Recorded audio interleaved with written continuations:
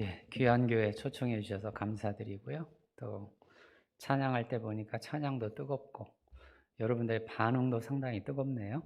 예, 은혜가 됩니다. 제가 은혜가 돼서 모든 게 다 은혜지 않습니까? 그래서 은혜가 돼서 참 좋았습니다. 예, 그래도 목사님이 또 서로 또 이렇게 인사도 하라고 그러는데 저는 박수를 좀 쳐주시죠. 옆에 분들한테 서로. 예.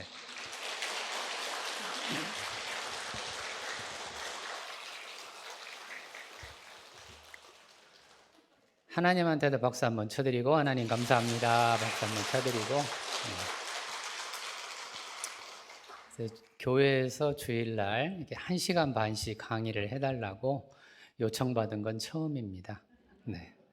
보통 이제 오후 예배 때 제가 가서 설교도 하고 강의도 하고 그러는데 길어야 1시간 정도를 보통은 얘기를 하더라고요. 근데 이제 오늘은 여러분들이 마음을 먹고 오셨다고 제가 얘기를 들었습니다. 작정하고 오셨다.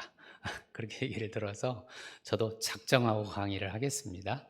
예, 오늘 설교는 아니고 이제 강의로 제가 하겠습니다. 근데 이제 저도 이제 목사이기도 하고 제가 또 횃불 트리니티 신학대학원 대학교에서 오랫동안 20년간 교수를 제가 했거든요. 오랫동안 가르치고 또 설교도 하고 하다 보니까 제가 하는 강의가 약간 설교 같기도 하고 강의 같기도 하고 막 이렇게 됩니다. 짬뽕이 돼가지고 저는 이제 그렇게 하는 경향도 있기는 한데 물론 엄격하게 강의로만 하면 그건 이제 학교에서 제가 오랫동안 제가 강의를 해왔기 때문에 강의를 할 수가 있기는 한데 약간 좀 풀어서 또 여러분들한테 또 이야기를 해야 되니까 약간 설교 비슷하게 개념들을 약간 더 풀어서 설교 비슷하게 그러다가 너무 설교로 갔나? 그럼 다시 강의로 가고 이렇게 왔다 갔다 한번 해보겠습니다. 예, 그러니까 혹시 이해가 안 되시거나 잘 모르시겠다 그러시면 손 들어서 질문하셔도 괜찮습니다. 질문하시면 제가 또 열심히 설명을 제가 해드릴게요. 예. 자, 오늘은 이제 중년이 주제인데 중년 그러면 발달적 개념입니다. 개념으로 얘기하면 발달이라는 측면이에요. 사람이 태어나서 죽을 때까지 전생애를 이렇게 놓고 보면 아이들이 태어나서부터 이렇게 성장을 하지 않습니까? 쭉 성장을 하는 이런 성장을 신체적으로만 하는 거는 성장이나 혹은 성숙이라고 그렇게 이야기를 하고요.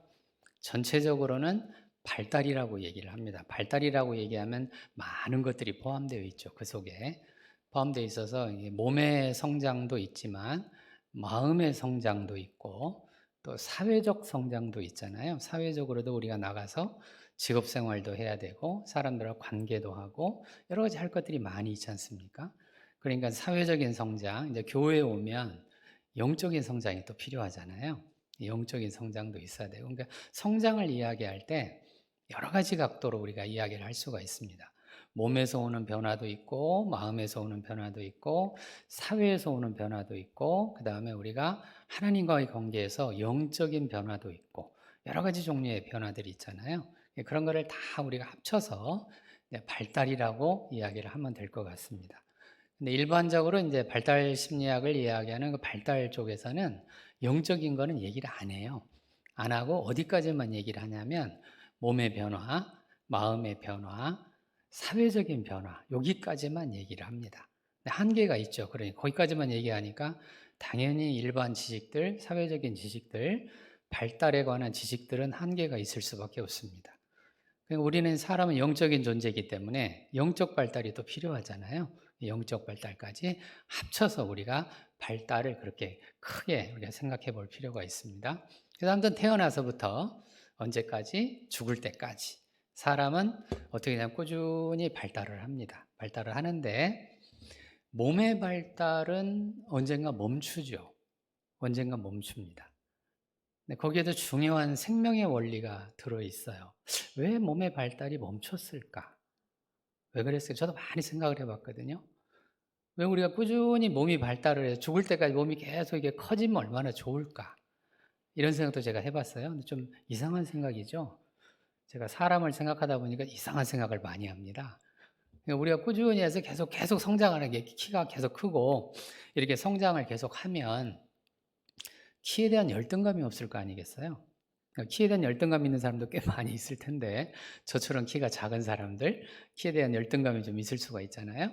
꾸준히 이렇게 죽을 때까지 키가 커지면 참 좋을 것 같은데 왜 몸은 일정한 나이가 되면 더 이상 안 변할까? 그런 게 이제 하나 주제죠. 그래서 제가 아까 뭐라고 얘기해 드렸냐면 생명하고 관계가 있다고 해 드렸어요. 만약에 엄마나 아빠가 이제 엄마 아빠라는 얘기는 아이를 낳았다는 얘기잖아요. 아이를 낳았는데 엄마 아빠가 계속 변해요. 애들 입장에서는 어떻게 될까요? 그런 문제가 하나 생기겠죠. 거기에 이제 전문적인 개념이 하나 있는데 어떤 개념이 있냐면 대상 항상성이라는 개념이 좀 어려운 개념이긴 한데 대상 항상성이라는 개념이 있어요. 대상 항상성이라고 하는 개념은 어떤 개념이냐면 일정한 어떤 대상이 변하지 않고 그대로 있다라는 뜻입니다. 변하지 않고 그대로 있다. 그러니까 아이들이 엄마 아빠를 봤을 때 엄마가 얼굴이 자꾸 변해요. 이렇게. 아빠도 얼굴이 자꾸 변하고 그죠? 몸도 막 변하고 이렇게 변하면 어떤 일이 벌어지면 마음에서 불안해집니다. 자꾸 변하면 불안해질 거 아니겠어요?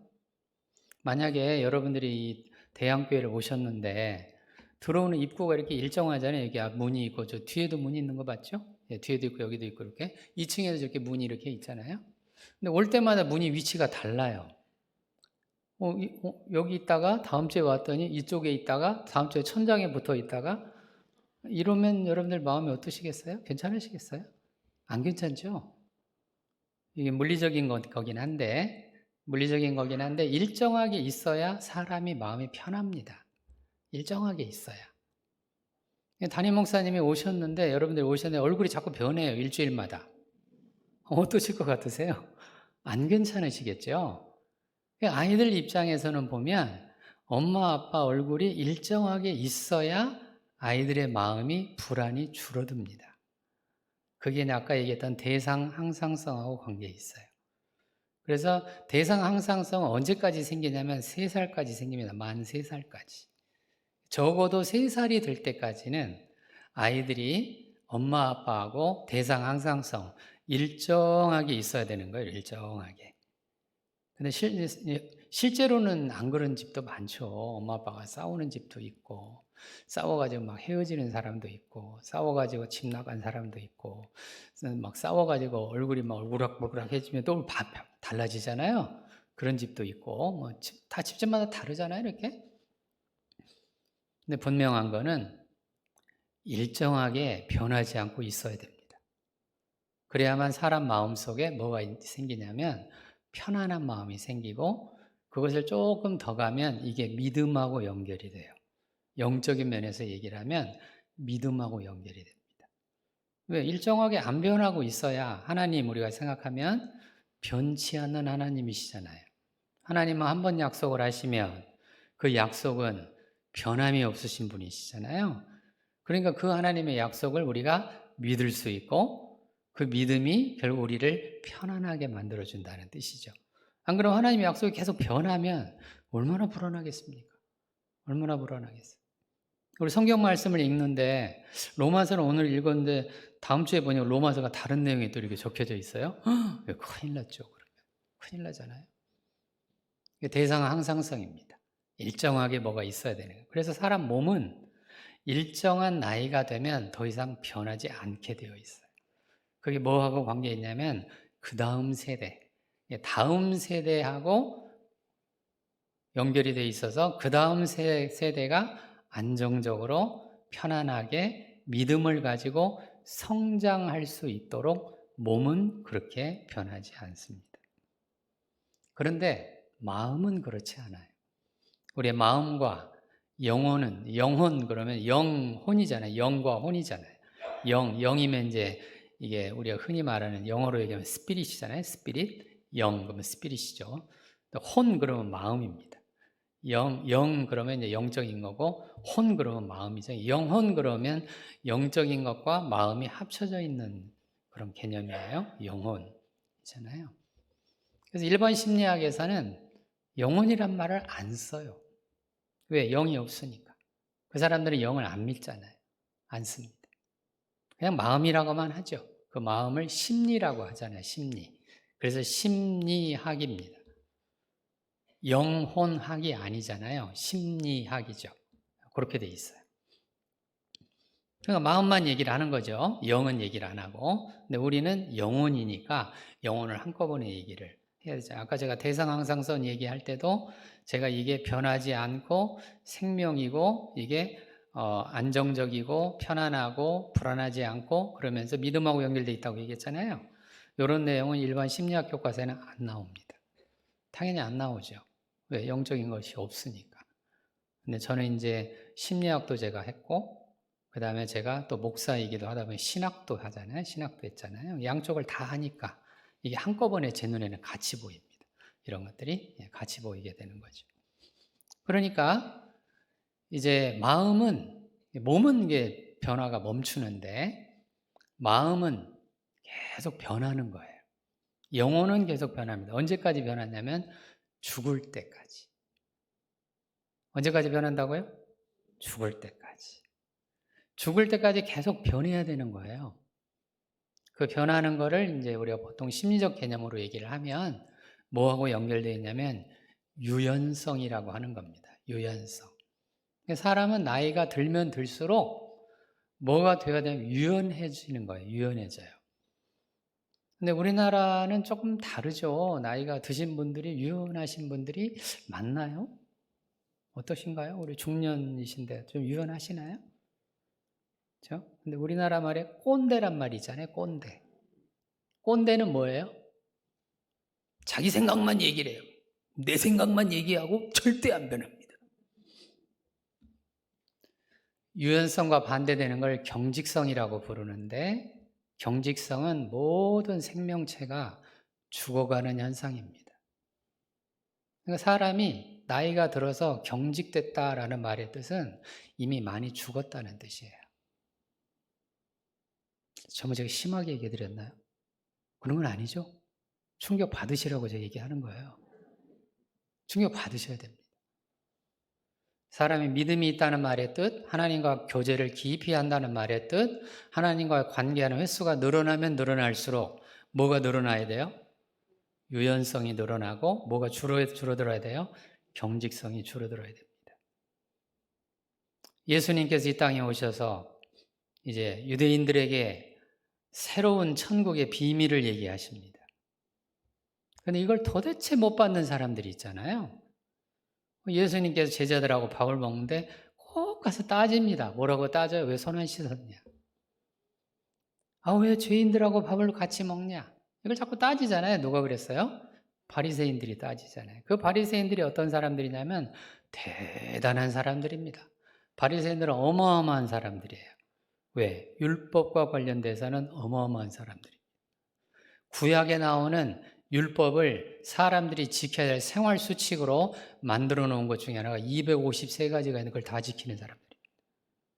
놀라운 사람들이죠.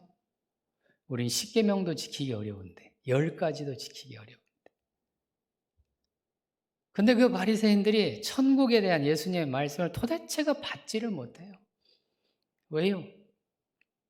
간단하죠? 지금 제가 얘기해 드렸지 않습니까? 이미 바리새인들이 어떻게 된 거예요? 이미 마음이, 영혼이 어떻게 됐다고요? 경직된 겁니다. 굳어졌어요. 율법이 아니면 안 된다. 율법이어야 한다. 율법이어야 한다. 그럴 만도 해요. 구약을 읽어보면 그럴 만도 합니다. 제가 계속 지금 신명기를 제가 계속 읽고 있는데 신명기에 보면 계속 하나님께서 모세를 통해서 말씀하십니다. 뭐라고 얘기를 하시냐면 계속 얘기를 하세요. 뭐라고? 너희가 이 계명을 지키면 이 율법을 지키면 계속 그 말씀이 나와요. 너희가 하나님께 복을 받고 너희가 걸어가도 서 있어도 나가도 들어가도 복을 받고 이런 내용들이 계속 신명기에 나옵니다. 그러니까 이해는 되죠. 구약을 그렇게 자꾸 읽으니까 이해는 됩니다. 그러나 마음이라는 측면에서 보면 영혼이라는 측면에서 보면 사람이 경직되어 가는 사람들은 이미 많이 죽은 사람들이에요. 생각해 보세요. 우리 세포들, 몸의 세포들도 그렇잖아요. 세포가 살아있다는 말의 뜻은 이게 유연하잖아요. 유연해가지고 이 세포가 어떤 역할을 하냐면은 외부의 것을 받아들이기도 하고 몸 안에 있는 걸 내보내기도 하고 이러잖아요. 이게 세포잖아요. 세포가 그런 역할을 하잖아요. 근데 그 세포가 죽으면 딱딱하게 굳어져서 더 이상 외부 받아들이지도 못하고 내보내지도 못하잖아요. 바꿔서 얘기하면 새로운 것에 대한 거부하는 마음이 자꾸 있으신 분들, 내 속에 있는 것들만 자꾸 고집하시는 분들, 사회적으로 꼰대라고 부르는 분들, 뭐라고요? 다 죽은 사람들입니다. 몸은 살아있을지 모르지만 이미 영혼은 뭐한 사람들이에요? 죽은 사람들이에요. 그렇잖아요. 아까 얘기해드렸습니다. 몸은 일정 기간 동안 시간이 지나면 성장이 멈춘다고 해드렸고 그건 생명과 관련이 있다고 얘기해드렸고 근데 마음과 혼이죠. 혼과 영혼. 이 영혼은 죽을 때까지 계속 변하는 겁니다. 달라져야 되는 거예요. 그러니까 하나님과의 오랜 기간 우리가 신앙생활에서 30년 됐다, 40년 됐다, 50년 됐다. 이 교회도 이제 50년 됐다고 제가 얘기를 들었습니다. 중년이라고 얘기를 들었어요. 그런데 중년이 되면 될수록 점점 더 생각이 확고해져 가요. 어떻게 확고해? 이게 아니면 안 돼. 다른 거는 절대로 안 돼. 하나님의 진리 빼놓고는 절대로 안 되는 거 없습니다. 하나님의 진리만 절대적인 거지 나머지 것들은 다 상대적인 것들이에요. 전부 다 상대적인 거예요. 인간이 가지고 살아가는 것들 가운데 절대적인 거는 하나님 말씀밖에 없어요. 진리밖에 없습니다. 그 나머지는 다 상대적인 거예요. 언제든지 우리는 타협할 수 있고 언제든지 우리의 생각을 바꿔야 되고 우리의 마음을 바꿔서 서로 얘기하고 소통하고 이렇게 해야 됩니다. 근데 그렇게 못하면 오늘 주제가 중년이잖아요. 중년기에 큰 위기가 생깁니다. 인생 전체를 통틀어서 태어나서부터 죽을 때까지 위험한 시기가 3시기가 있습니다. 인생 전체를 8단계로 구분을 하는데 에릭슨이라고 하는 학자가 있어요. 에릭슨이라는 학자가 이 사람의 인생 전체를 8단계로 구분을 했어요. 8단계. 그 8단계를 통해서 사람은 성장하고 달라지고 변화를 한다. 이렇게 이야기를 했습니다. 근데 그 중에 3시기가 아주 위험한 시기입니다. 그 3시기가 어느 시기냐면 첫째는 이제 신생아 시기. 조금 더 확장하면 유아까지. 아까 제가 3살 얘기해 드렸잖아요. 3살. 그 3살 정도까지. 아주 위험한 시기입니다. 또 위험한 시기가 언제냐면 청소년 시기. 위험한 시기입니다. 청소년 시기가 위험한 시기고요. 또 오늘의 주제죠. 언제가 또 위험한 시기예요? 중년기. 위험한 시기입니다. 영어로 중년기를 그래서 midlife crisis라고 부릅니다. midlife. life인데 우리 삶이잖아요. 인생이잖아요. life 인생인데 midlife죠. midlife. 인생의 중년의 삶에 위기가 있다라고 그렇게 얘기를 합니다. 그럼 제가 금방 유연성하고 경직성을 왜 이야기를 해드렸냐면 이 주제하고 지금 중년의 위기하고 밀접한 관계가 있다는 뜻이에요.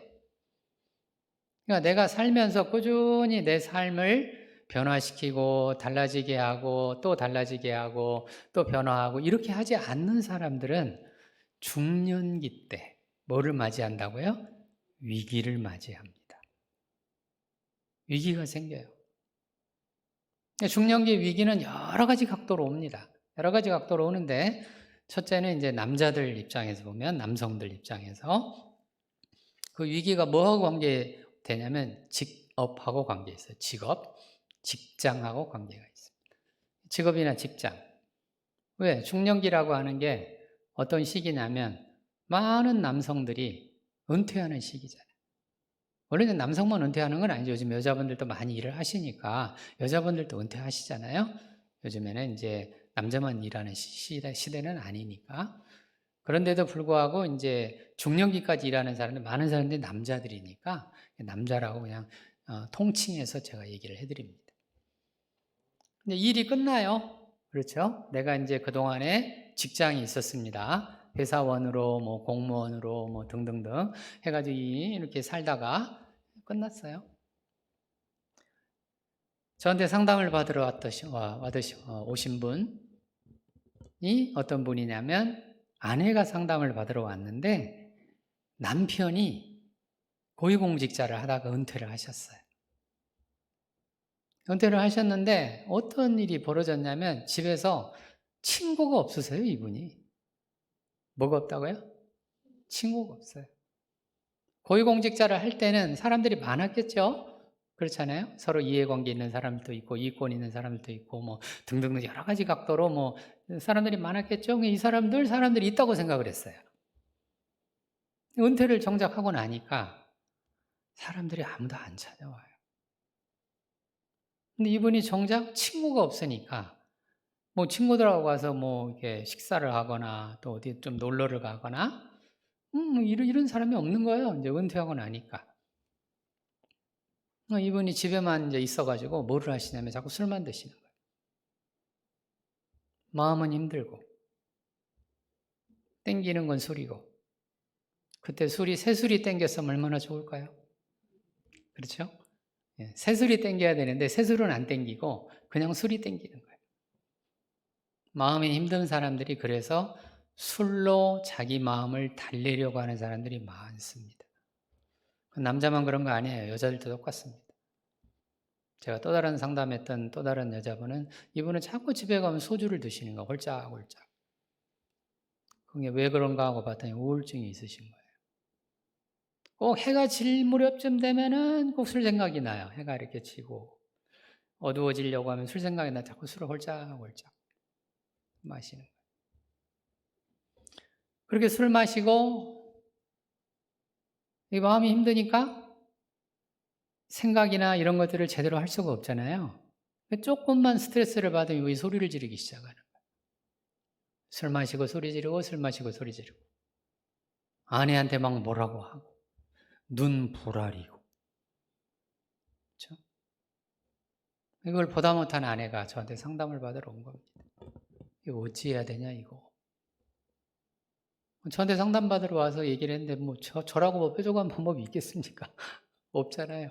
왜 당사자가 오지 않으면 제가 어떻게 할 수가 없잖아요. 못합니다. 당사자가 와야 뭐 제가 어떻게 도와드리든 할 텐데 오지도 않고 아내만 마음이 힘들어서 온 거예요. 그래서 제가 그 아내분한테 당신이라도 마음 편하게 해라. 예? 그거를 상담을 한 거죠. 이 아내의 마음을 편안하게 할 수 있도록 제가 상담을 한 거지 그 사람 어떻게 할 수가 없잖아요. 왜 그렇게 됐을까? 이분도 이제 중년기 위기입니다. 아까 얘기했잖아요. 위기. 은퇴를 했어요. 직장을 은퇴를 했어요. 그럼 직장을 고위공직자라고 제가 얘기해드렸잖아요. 은퇴를 했는데 그럼 그동안 이 사람이 어떤 걸로 버티고 살았을까? 뭘로 버티고 살았을까? 내가 그래도 직장에서 뭔데? 나 그래도 높은데? 이런 거 있잖아요. 제가 키가 작다고 제가 아까 얘기해드렸잖아요. 신체적으로 얘기하면 내가 키가 큰데? 이런 거 똑같은 거잖아요. 근데 어느 날 키가 작아졌어요. 어떻게 될까요? 키가 컸는데 작아졌어요. 그런 거하고 똑같은 거잖아요. 자기 마음을 어디에 근거하고 살았냐면 내가 사회에서 직장에서 내가 괜찮은데 이렇게 하고 살았던 겁니다. 근데 자기가 믿고 있던 자기가 의지하고 있던 자기가 딛고 있던 것이 없어지잖아요. 그게 중년기입니다. 중년기에는 내가 가지고 있던 직책 없어집니다. 내가 가지고 있던 타이틀 없어집니다. 거기다가 내가 가지고 있던 돈이 좀 있긴 했었는데 그 돈을 가지고 어떻게 해보려고 했어요. 그런데 어디다가 어떻게 해가지고 우리 많이 나오잖아요. 어디다가 이렇게 넣어놨는데 투자라고 하잖아요. 이렇게 투자. 근데 그 돈이 어디로 사라졌어요? 그러니까 이제 직책도 없지, 타이틀도 없지, 뭐도 없어졌어요? 돈도 없어졌지? 어떡하죠 이거? 그래서 초라해진 겁니다. 자기가 너무 초라한 거예요. 너무 쓸모없는 느낌이 드는 거예요. 너무 형편없는 느낌이 들잖아요.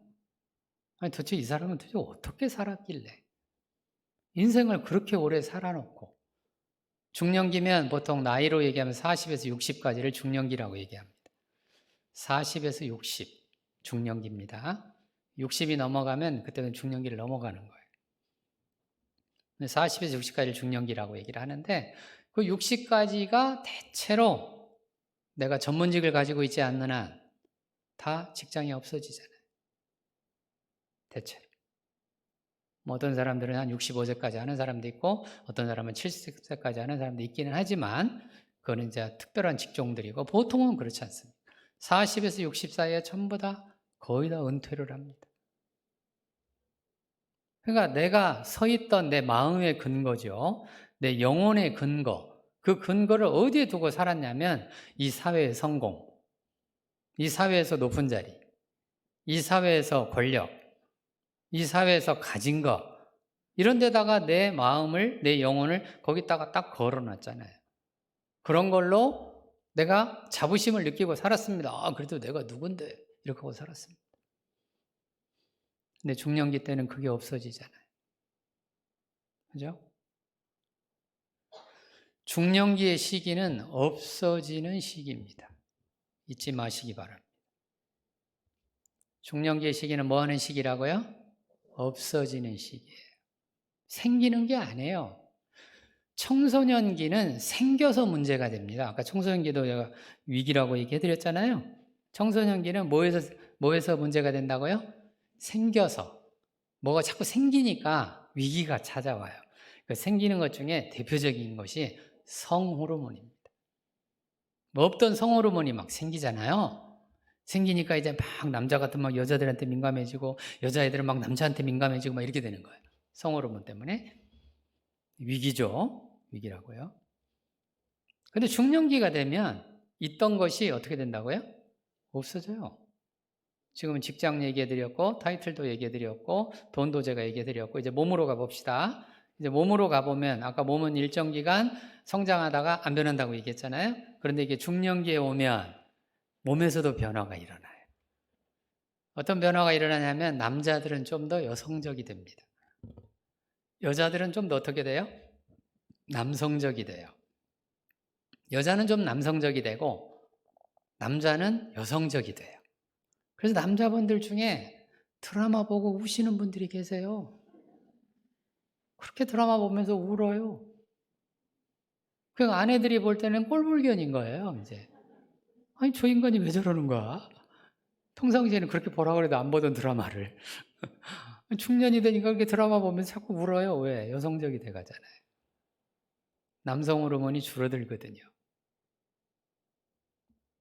여성적이 돼가는데 정작 여성적이 됐다는 말에서 여성들의 중요한 특징이고 강점이죠. 마음의 대화입니다. 여자들이 잘하는 거잖아요. 여자들은 늘 마음의 대화를 잘하잖아요. 마음 나누고 서로 얘기하고 그러면서 깔깔거리고 웃고 먹으면서 즐거워하고 이 여성들이잖아요. 맞죠? 안 그런가요? 아, 맞잖아요. 그 대한민국 유지되는 게 여성들 때문에 유지가 됩니다. 왜 여성들 때문에 유지가 돼요? 보세요. 레스토랑에 가보시면 대부분 다 여자분들. 여자분들이 앉아서 뭐 좀 시켜놓고 서로 얘기하면서 깔깔거리고 웃고 웃으면서 돈 쓰고 남편이 벌어오는 돈을 쓰잖아요. 쓰고 그걸로 대한민국 경제가 돌아가잖아요. 여성들이 없으면 우리나라 유지 안 됩니다. 여기 경제적인 면만 그런 게 아니에요. 국가 안보적인 면에도 그렇다고 하더라고요. 북한이 못 내려오는 것 중에 하나가 여자들 때문에 그렇다고 제가 얘기를 들었습니다. 아니 분명히 요 레스토랑에 가서 몰려가가지고 있었다가 또 좀 있으면 시간이 나와요. 딴 레스토랑을 들어가는데 이게 도대체 왜 여기 있다가 여기로 이사 가는지 알 수가 없는 거예요. 북한에서 보니까. 무서워서 못 내려온대요, 그게. 농담이니까 웃어주세요, 이거는. 그냥 웃으시면 됩니다. 예. 그만큼 여자들은 뭐를 잘하냐면 마음의 대화. 이런 걸 잘하잖아요. 근데 그 대화를 해보려고 남편하고 해보려고 몹시 노력을 했겠죠? 젊었을 때. 맞죠? 근데 이 인간하고 뭐가 잘 안 돼요? 대화 안 되죠? 그렇잖아요. 맨날 뭐 하러 가야 되니까 일하러 가야 되잖아요. 또 일하러 가고 그러다가 어떤 남편들은 뭐라 그래요? 자꾸 마음 얘기를 하면은 뭐라고 딱 정색하고 야, 마음 얘기를 하면 돈이 나오냐 떡이 나오냐? 이 사람은 오직 돈하고 떡밖에 생각이 없어요. 그 떡이 성경에서 말하는 이게 말씀이면 참 좋겠지만 그 떡이 아니더라고요. 아니에요. 그냥 오직 생각이 어디로 가 있냐면 일, 돈, 명예 이런 쪽으로 가 있으니까 뭐 마음의 대화를 해봐자 그런 거 안 나오잖아요. 아, 너 그런 거 하면 뭐하냐? 맨날. 이러고 이제 대화 안 했잖아요. 그러던 사람이 중년이 됐습니다. 중년이 돼가지고 드라마를 보니까 어때요? 자기 얘기 같잖아요, 이제. 눈물이 막 날라고 하는데 얘기하려고 그러면 뭐 어색하잖아요, 이렇게. 얘기하려고 그러면 어떻게 돼요? 오글오글 하잖아요, 뭐, 오글오글. 안 하던 얘기 하려니까 오글오글 하잖아요. 그러니까 대화하기도 어렵고, 안 하기도 어렵고, 그래서 중년이 되어지면 그 위기 중에 하나가 마음으로 보면 외로움과 공허감이 심해집니다. 외로움과 공허감이 심해져요. 근데 그거를 말도 못해요.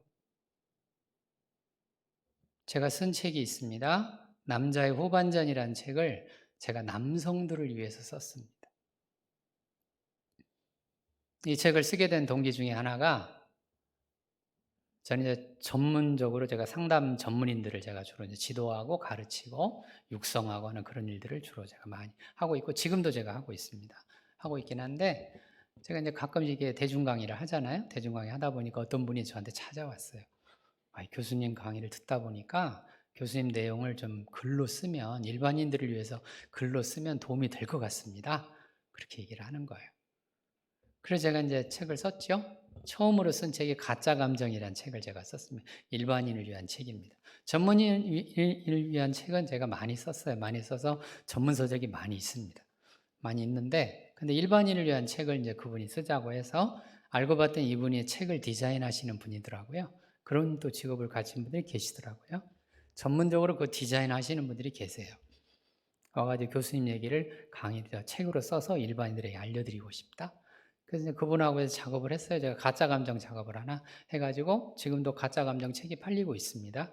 감정에 관한 책이에요. 그 책은. 두 번째로 쓴 책이 남자의 후반전이에요. 그분이 뭐라고 얘기를 하냐면 남성들을 위한 책을 하나 썼으면 좋겠습니다. 그렇게 얘기를 하는 거예요. 그래서 제가 이제 그 책, 남자의 후반전이라는 책을 제가 그분하고 해서 같이 작업을 해서 출판해 냈습니다. 놀라운 사실은 책이 안 팔려요. 가짜 감정은 책이 잘 팔리는데 책이 잘 팔립니다. 그래서 스테디셀러라고 하더라고요. 꾸준히 팔리는 책이라고 하더라고요. 가짜 감정은 지금도 계속 팔리고 있습니다. 2014년에 나왔는데 아직 10년은 안 됐죠. 8년 정도 됐는데 꾸준히 지금도 팔리고 있어요. 근데 남자의 후반전은 책이 안 팔려요. 처음에는 제목이 중년의 배신이었습니다. 중년기를 겨냥해 책을 썼거든요. 근데 그랬는데 책이 안 팔리니까 이제 출판사에서 이거 책 제목을 좀 바꿔보면 좀 팔릴 수 있을까? 그래서 남자의 후반전이라고 제목을 바꿨어요. 똑같은 책인데 제목을 바꿨어요. 그래도 안 팔립니다. 왜요? 누가 안 읽는다는 얘기예요? 남자들이 안 읽어요. 책을 안 읽는다니까요. 남자들이. 문제죠? 아까 얘기했습니다. 우리가 죽을 때까지 우리의 영혼은 변하는 거라고 얘기해 드렸습니다. 그 영혼이 변할 때 중요한 것 중에 하나가 책입니다. 우리 성경책 읽잖아요. 이것도 책이잖아요. 성경책. 일반 책은 아니지만 경전이고 하나님의 말씀의 진리이긴 하지만 우리가 끊임없이 하나님의 말씀을 읽으면서 우리 자신을 들여다보잖아요. 이렇게 비춰보잖아요. 그러니까 우리가 변하는 거예요. 마찬가지죠. 책도 마찬가지죠. 책을 읽으면서 그 책하고 나하고를 비교를 자꾸 해봐야 될 거 아니겠어요. 이렇게 비교를 해봐야 되는데 안 읽으니까 비교를 안 하잖아요. 자기 자신이 어떤지, 내가 어디로 가고 있는지, 뭘 위해서 살고 있는지, 내가 왜 이렇게 때로는 외로움이 생기는지, 왜 이렇게 눈물은 나는지, 왜 어떤 때는 이렇게 자꾸 공허해지는지. 그런 게 생기면 한 번쯤은 들여다봐야 될 거 아니겠어요? 내 마음에서 왜 외로움이 생겼지? 외로움이라는 건 뭘까? 공허함이라는 건 뭘까? 이런 거 한 번씩은 생각을 좀 해보고 좀 이렇게 책도 보면서 이렇게 좀 알아봐야 될 거 아니에요? 안 하죠. 그러지면 어떻게 돼요? 고개 한번 흔들고 별거 아니야. 별거 아니라니까. 돈만 많이 벌면 돼. 직장에서 내가 잘 나가면 되는 거야. 이렇게 하고 살았단 말이에요. 이렇게 하고 언제까지? 은퇴하기 직전까지. 근데 은퇴를 했어요. 이제 자기가 믿던 것도 없어졌잖아요. 이제 그것도 없어지고 이제 몸도 뭐 한다고요? 있던 것이 어떻게 돼요? 사라져요. 없어져요. 남성 호르몬도 줄어들고요. 키도 조금씩 작아지기 시작해요. 그러지 않나요? 저도 줄었어요. 작은 키에 더 줄었다고요. 저도 줄었어요. 벌써 한 2, 3cm 줄어들었어요. 자꾸 줄어요. 없어져 가는 거예요. 그런 것만 없어지는 게 아니에요. 기능도 없어져 가요. 몸의 기능도 없어져 가요. 그러니까 중년기 시기는 자꾸 없어지는 시기입니다. 이게 결국 무엇을 의미하는 거냐면 이거를 이제 영적으로 받아야 될 텐데 그 영적인 시각이 없는 사람들은 자꾸 옛날 생각을 할 거 아니에요. 옛날로 내가 젊었을 때, 내가 잘 나갈 때, 내가 뭐 활발할 때 이렇게 자꾸 이런 쪽으로 가려고 할 거 아니에요? 그러니까 젊은 사람들하고 대화하면 나이 드신 분들이 자꾸 뭐라 그러냐면 나 때는 그러잖아요. 그리고 젊은 사람들이 그래서 라떼를 싫어하잖아요. 자꾸 나이 드신 분들이 나 때는 그러니까 저 나 때 정말 싫어. 나 때는 안 먹어. 나 때 얘기를 해서 뭐 하시게. 젊은 시절로 자꾸 돌아가려고 불가능하잖아요. 과거의 영광으로 돌아가려고 불가능하잖아요. 안 되는 거잖아요. 근데 그거를 자꾸 붙잡고 그쪽으로 가려고 하는 마음만 자꾸 커지니까 현재는 자꾸 없어져 가고 있는데 바꿔서 얘기하면 영적으로는 죽어간다는 뜻입니다. 중년기가 되어서 뭐가 자꾸 없어진다는 얘기는 사람이 이제 죽어간다는 뜻이에요. 죽어간다는 말의 뜻은 우리가 키워야 될 게 있죠.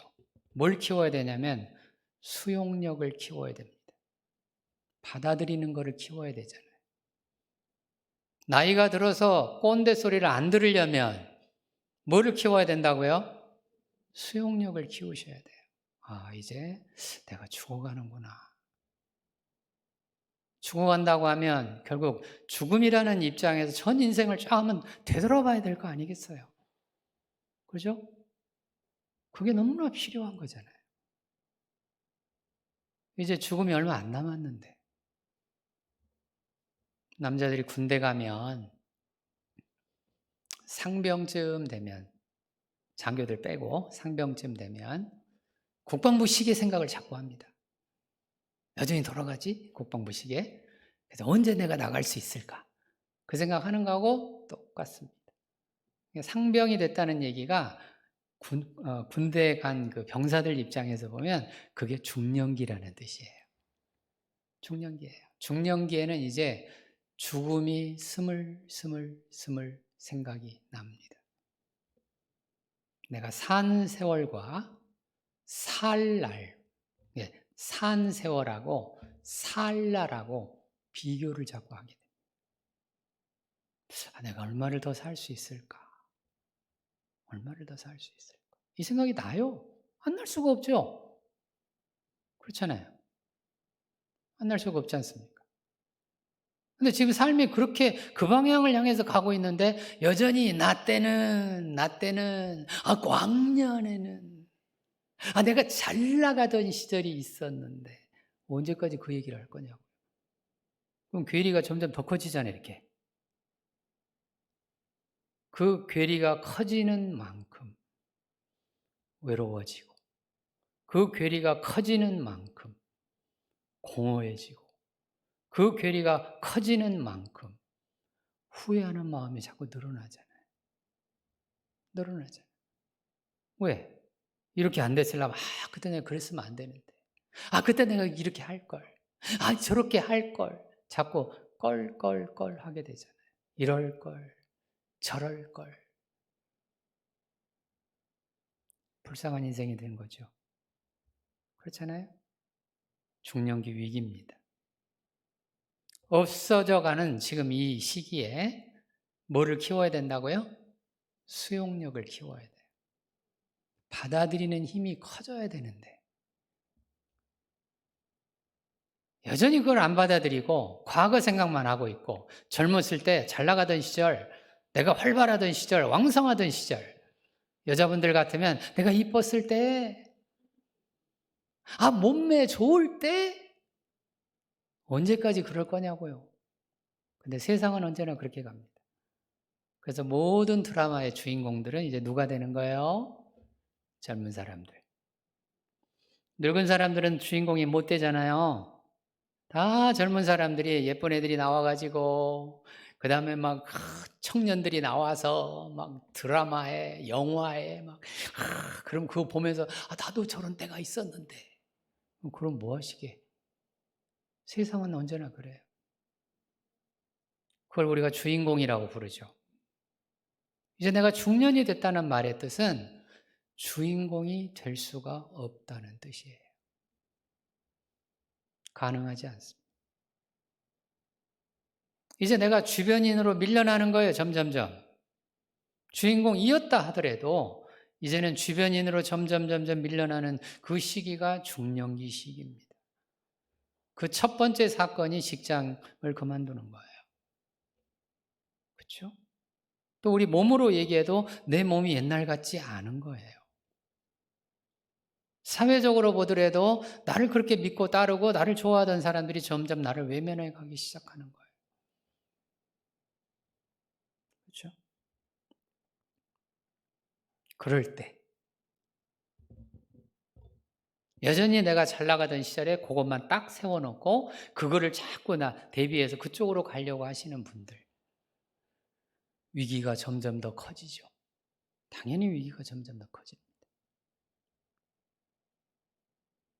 중년기가 그래 중요한 시기예요. 자, 이 중년기 시기는 이제 지금까지는 제가 비관적으로 얘기해 드렸어요. 자꾸 문제 쪽만 제가 얘기해 드렸잖아요. 그렇죠? 제가 상담 전공을 했기 때문에 자꾸 문제가 보이는 거예요. 네? 목사님들도 똑같아요. 목사님들도 뭐가 자꾸 보여요? 영혼의 문제만 보이잖아요. 그렇죠? 목사님의 설교, 성경 말씀 이런 게 다 문제와 관계가 있잖아요. 그렇죠? 성경에서 보니까 문제 아니었을 때는 딱 창세기 1장, 2장밖에 없더라고요. 이 성경 말씀, 이렇게 긴 성경 말씀 중에 문제가 아니었을 때, 저기 에덴 동산이잖아요. 그게. 에덴 동산에 아담과 하와가 하나님과 함께 살았는데 그게 딱 56절로 구성이 되어 있습니다. 나머지 창세기 3장부터 계시록까지가 전부 다 뭐에 대한 얘기예요? 문제에 관한 얘기. 다 문제에 관한 얘기. 목사님들 똑같죠. 다 문제 중심적이죠. 자, 이제 그걸 희망적으로 조금 돌려보겠습니다. 이제 비관적인 얘기를 제가 자꾸 해드리면 자꾸 분위기가 가라앉잖아요. 이렇게 마음도 아프고 자꾸 마음에서는 눈물이 나려고 하고 이거 잊어버리고 살았는데 꼭 이 자리까지 와서 이런 거 들어야 되냐? 아무리 내가 작정했어도 그렇지 좀 희망적인 얘기를 하시면 안 되냐? 일부는 제가 얘기해드렸어요. 뭘 키우라고 해드렸어요? 수용력을 키우라고 일부는 제가 얘기해드렸습니다. 자, 중년기 시기를 조금 더 희망적으로 긍정적으로 보면 어떤 시기냐면 아까 제가 남자의 후반전이라고 얘기해드렸습니다. 그럼 이미 전반전은 끝났다는 얘기죠. 후반전이니까. 그럼 후반전이 여전히 뭐 하다는 뜻이에요? 남아있다는 얘기죠. 이게 긍정적인 얘기죠. 전반전은 끝났는데 이제 여전히 뭐는 남아있어요? 후반전은 남아있다. 즉 앞으로도 그래도 몇십 년은 남아있는 거예요.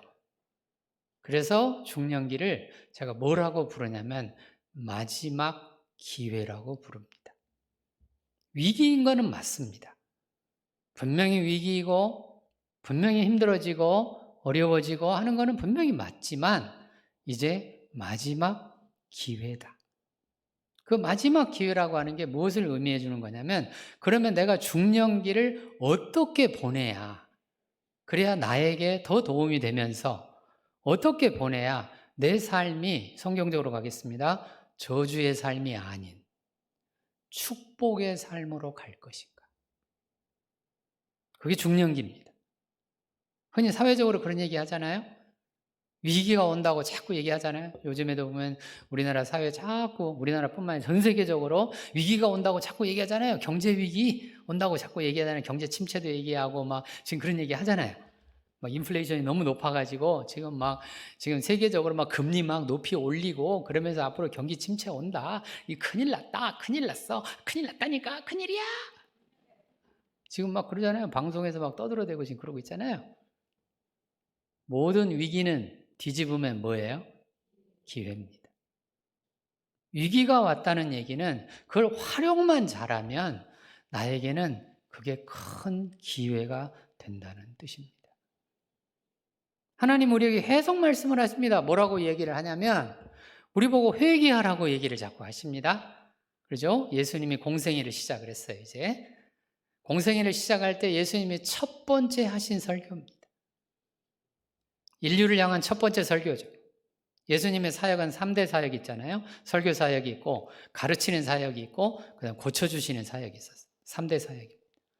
그중에 예수님의 첫 번째 인류를 향한 설교입니다. 딱 두 단어입니다. 뭐예요? 회개와 천국이에요. 이렇게 문제가 많고 정말 우리가 저주받을 수밖에 없고 죽어갈 수밖에 없는 그런 인생들을 향해서 그런 인간들을 향해서 이제 예수님께서 하나님이신 예수님께서 인류를 향해서 메시지를 주십니다. 뭐라고요? 회개하라. 회개하라. 회개여. 회개하라니까? 안 할 거요? 회개하는 자는 어디로 간다고요? 천국. 회개 안 하는 자는 어디로 간다고요? 지옥. 이게 저주받은 인생이잖아요. 그러니까 하나님은 우리에게 이렇게 위기가 있을 때 언제나 우리에게 희망적인 메시지를 주십니다. 참 좋으신 하나님이죠? 왜 얼마나 좋은지 몰라요? 하나님 너무 좋습니다. 우리 하나님의 또 박수 한번 쳐드립시다. 하나님 감사합니다. 박수 한번 또 쳐드립시다. 자, 중년기. 자, 위기입니다. 위기 얘기 제가 한참 해드렸잖아요. 아직도 위기 안 끝났어요. 얘기 안 한 것도 많아요, 위기. 더 얘기해 드릴까요, 위기? 중년기 위기, 관계적으로는 또 이것도 어마어마한 위기입니다. 관계적으로 위로는 이제 부모님이 늙어가잖아요. 맞죠? 예를 들어 내가 50이 됐다고 쳐봐요. 그럼 부모님이 연세가 어떻게 돼요, 이제? 80, 30세, 30년을 가지고 한 세대씩 구분한다고 치면 부모님이 80세가 됐어요. 이제 80세가 됐다는 얘기는 뭔 얘기예요? 자꾸 몸이 아프잖아요. 이제 없어지는 정도가 아니고 이제 어때요 이제? 아파서 어디에 자꾸 다녀야 돼요? 병원에. 그래서 도쿄에 가면 그런 일이 있다고 합니다. 도쿄에 한동안 도쿄 중심부에서 이렇게 1시간, 2시간 떨어진 곳이 도시가 잘 됐대요. 번성하고 그랬는데 요즘엔 그런 데가 텅텅 빈대요. 왜? 이제 일본이 나이 든 사람들이 많잖아요. 노인들이 많잖아요. 그 노인들이 자꾸 어디로 와요? 도쿄 중심지로 와요. 왜? 병원 때문에. 병원 가려고. 병원 가까운 데 있으려고. 자꾸 중심으로 들어가는 게 비는 거예요. 텅텅 비는 거예요. 우리나라도 곧 그렇게 됩니다. 위로는 부모님이 80세 이상, 50만 돼도 그러잖아요. 80. 아래로는 어떻게 돼요? 이제 아이들이 내가 50이 됐다는 얘기는 30년 하면 20살이잖아요, 애들이. 그죠? 20살, 21살, 22살, 어쩌고저쩌고, 그잖아요? 위로 부모님들 병원 가려면 병원비들 들잖아요.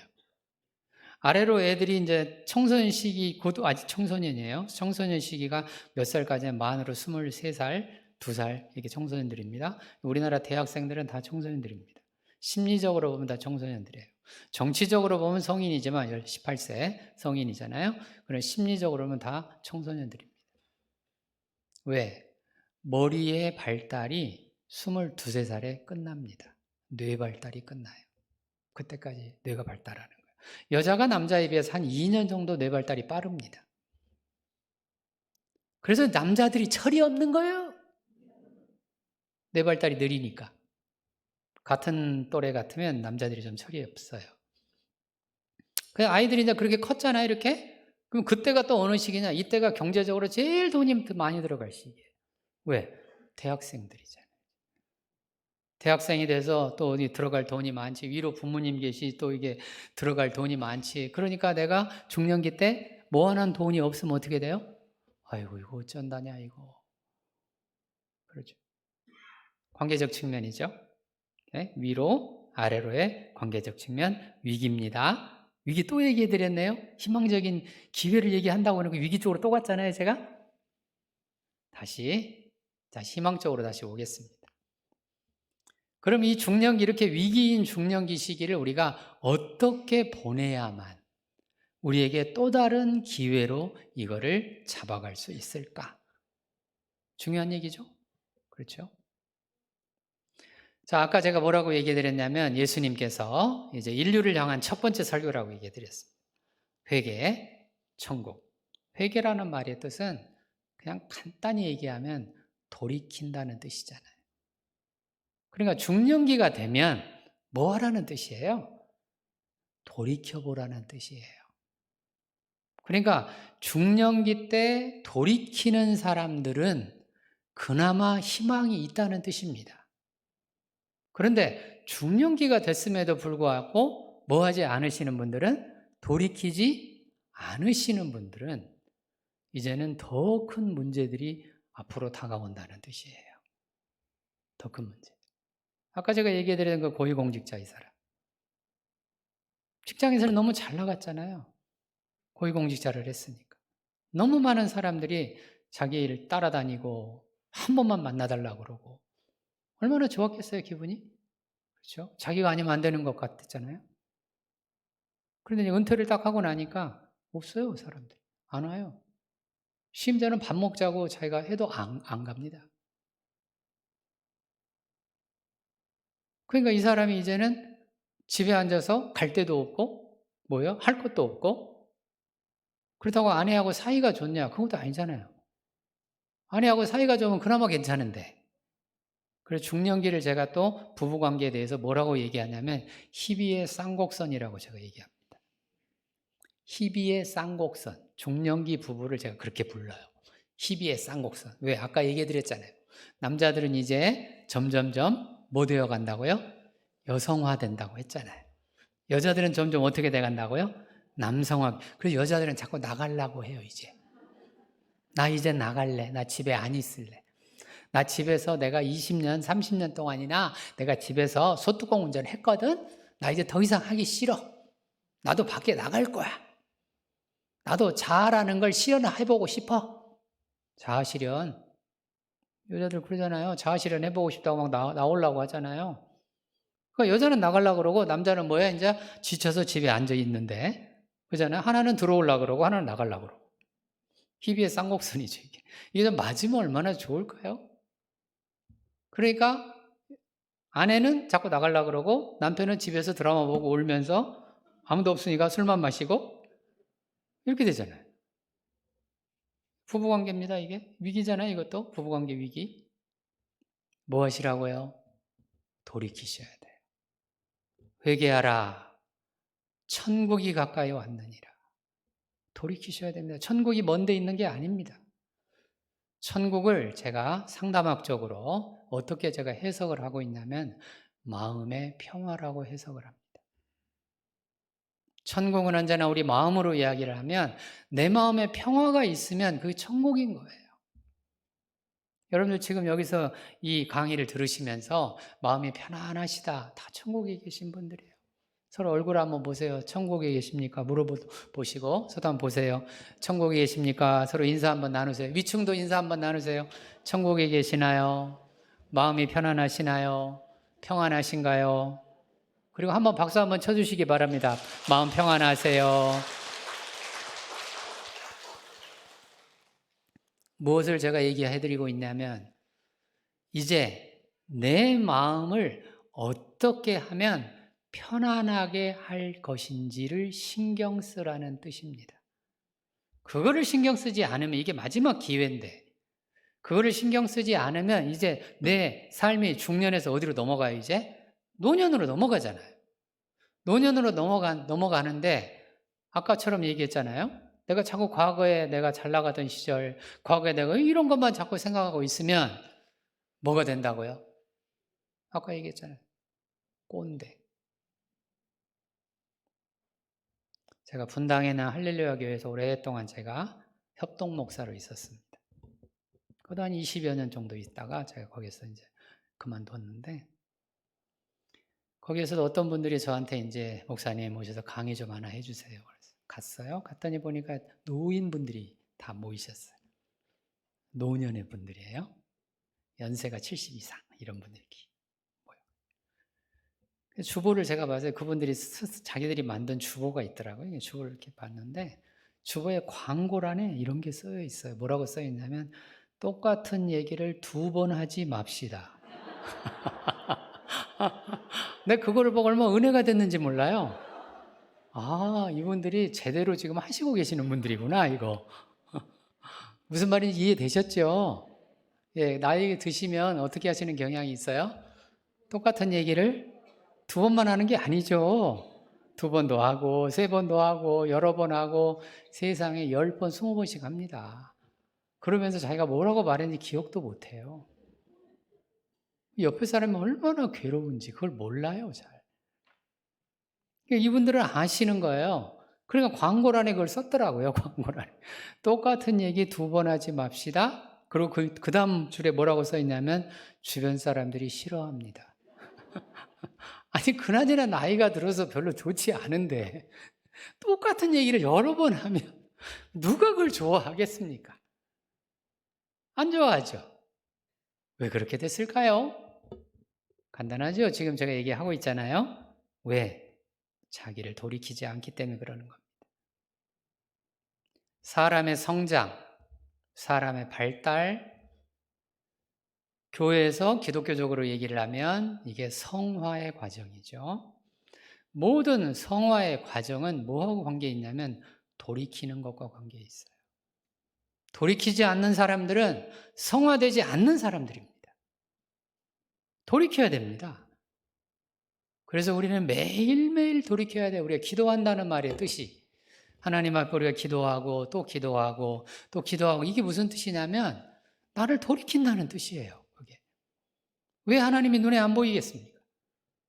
동상들처럼 우리 세상에 있는 수많은 종교의 동상들처럼 딱 예수님이 딱 계시고 하나님이 딱 계셔가지고 우리가 기도하려고 눈에 딱 보이면 얼마나 좋겠습니까?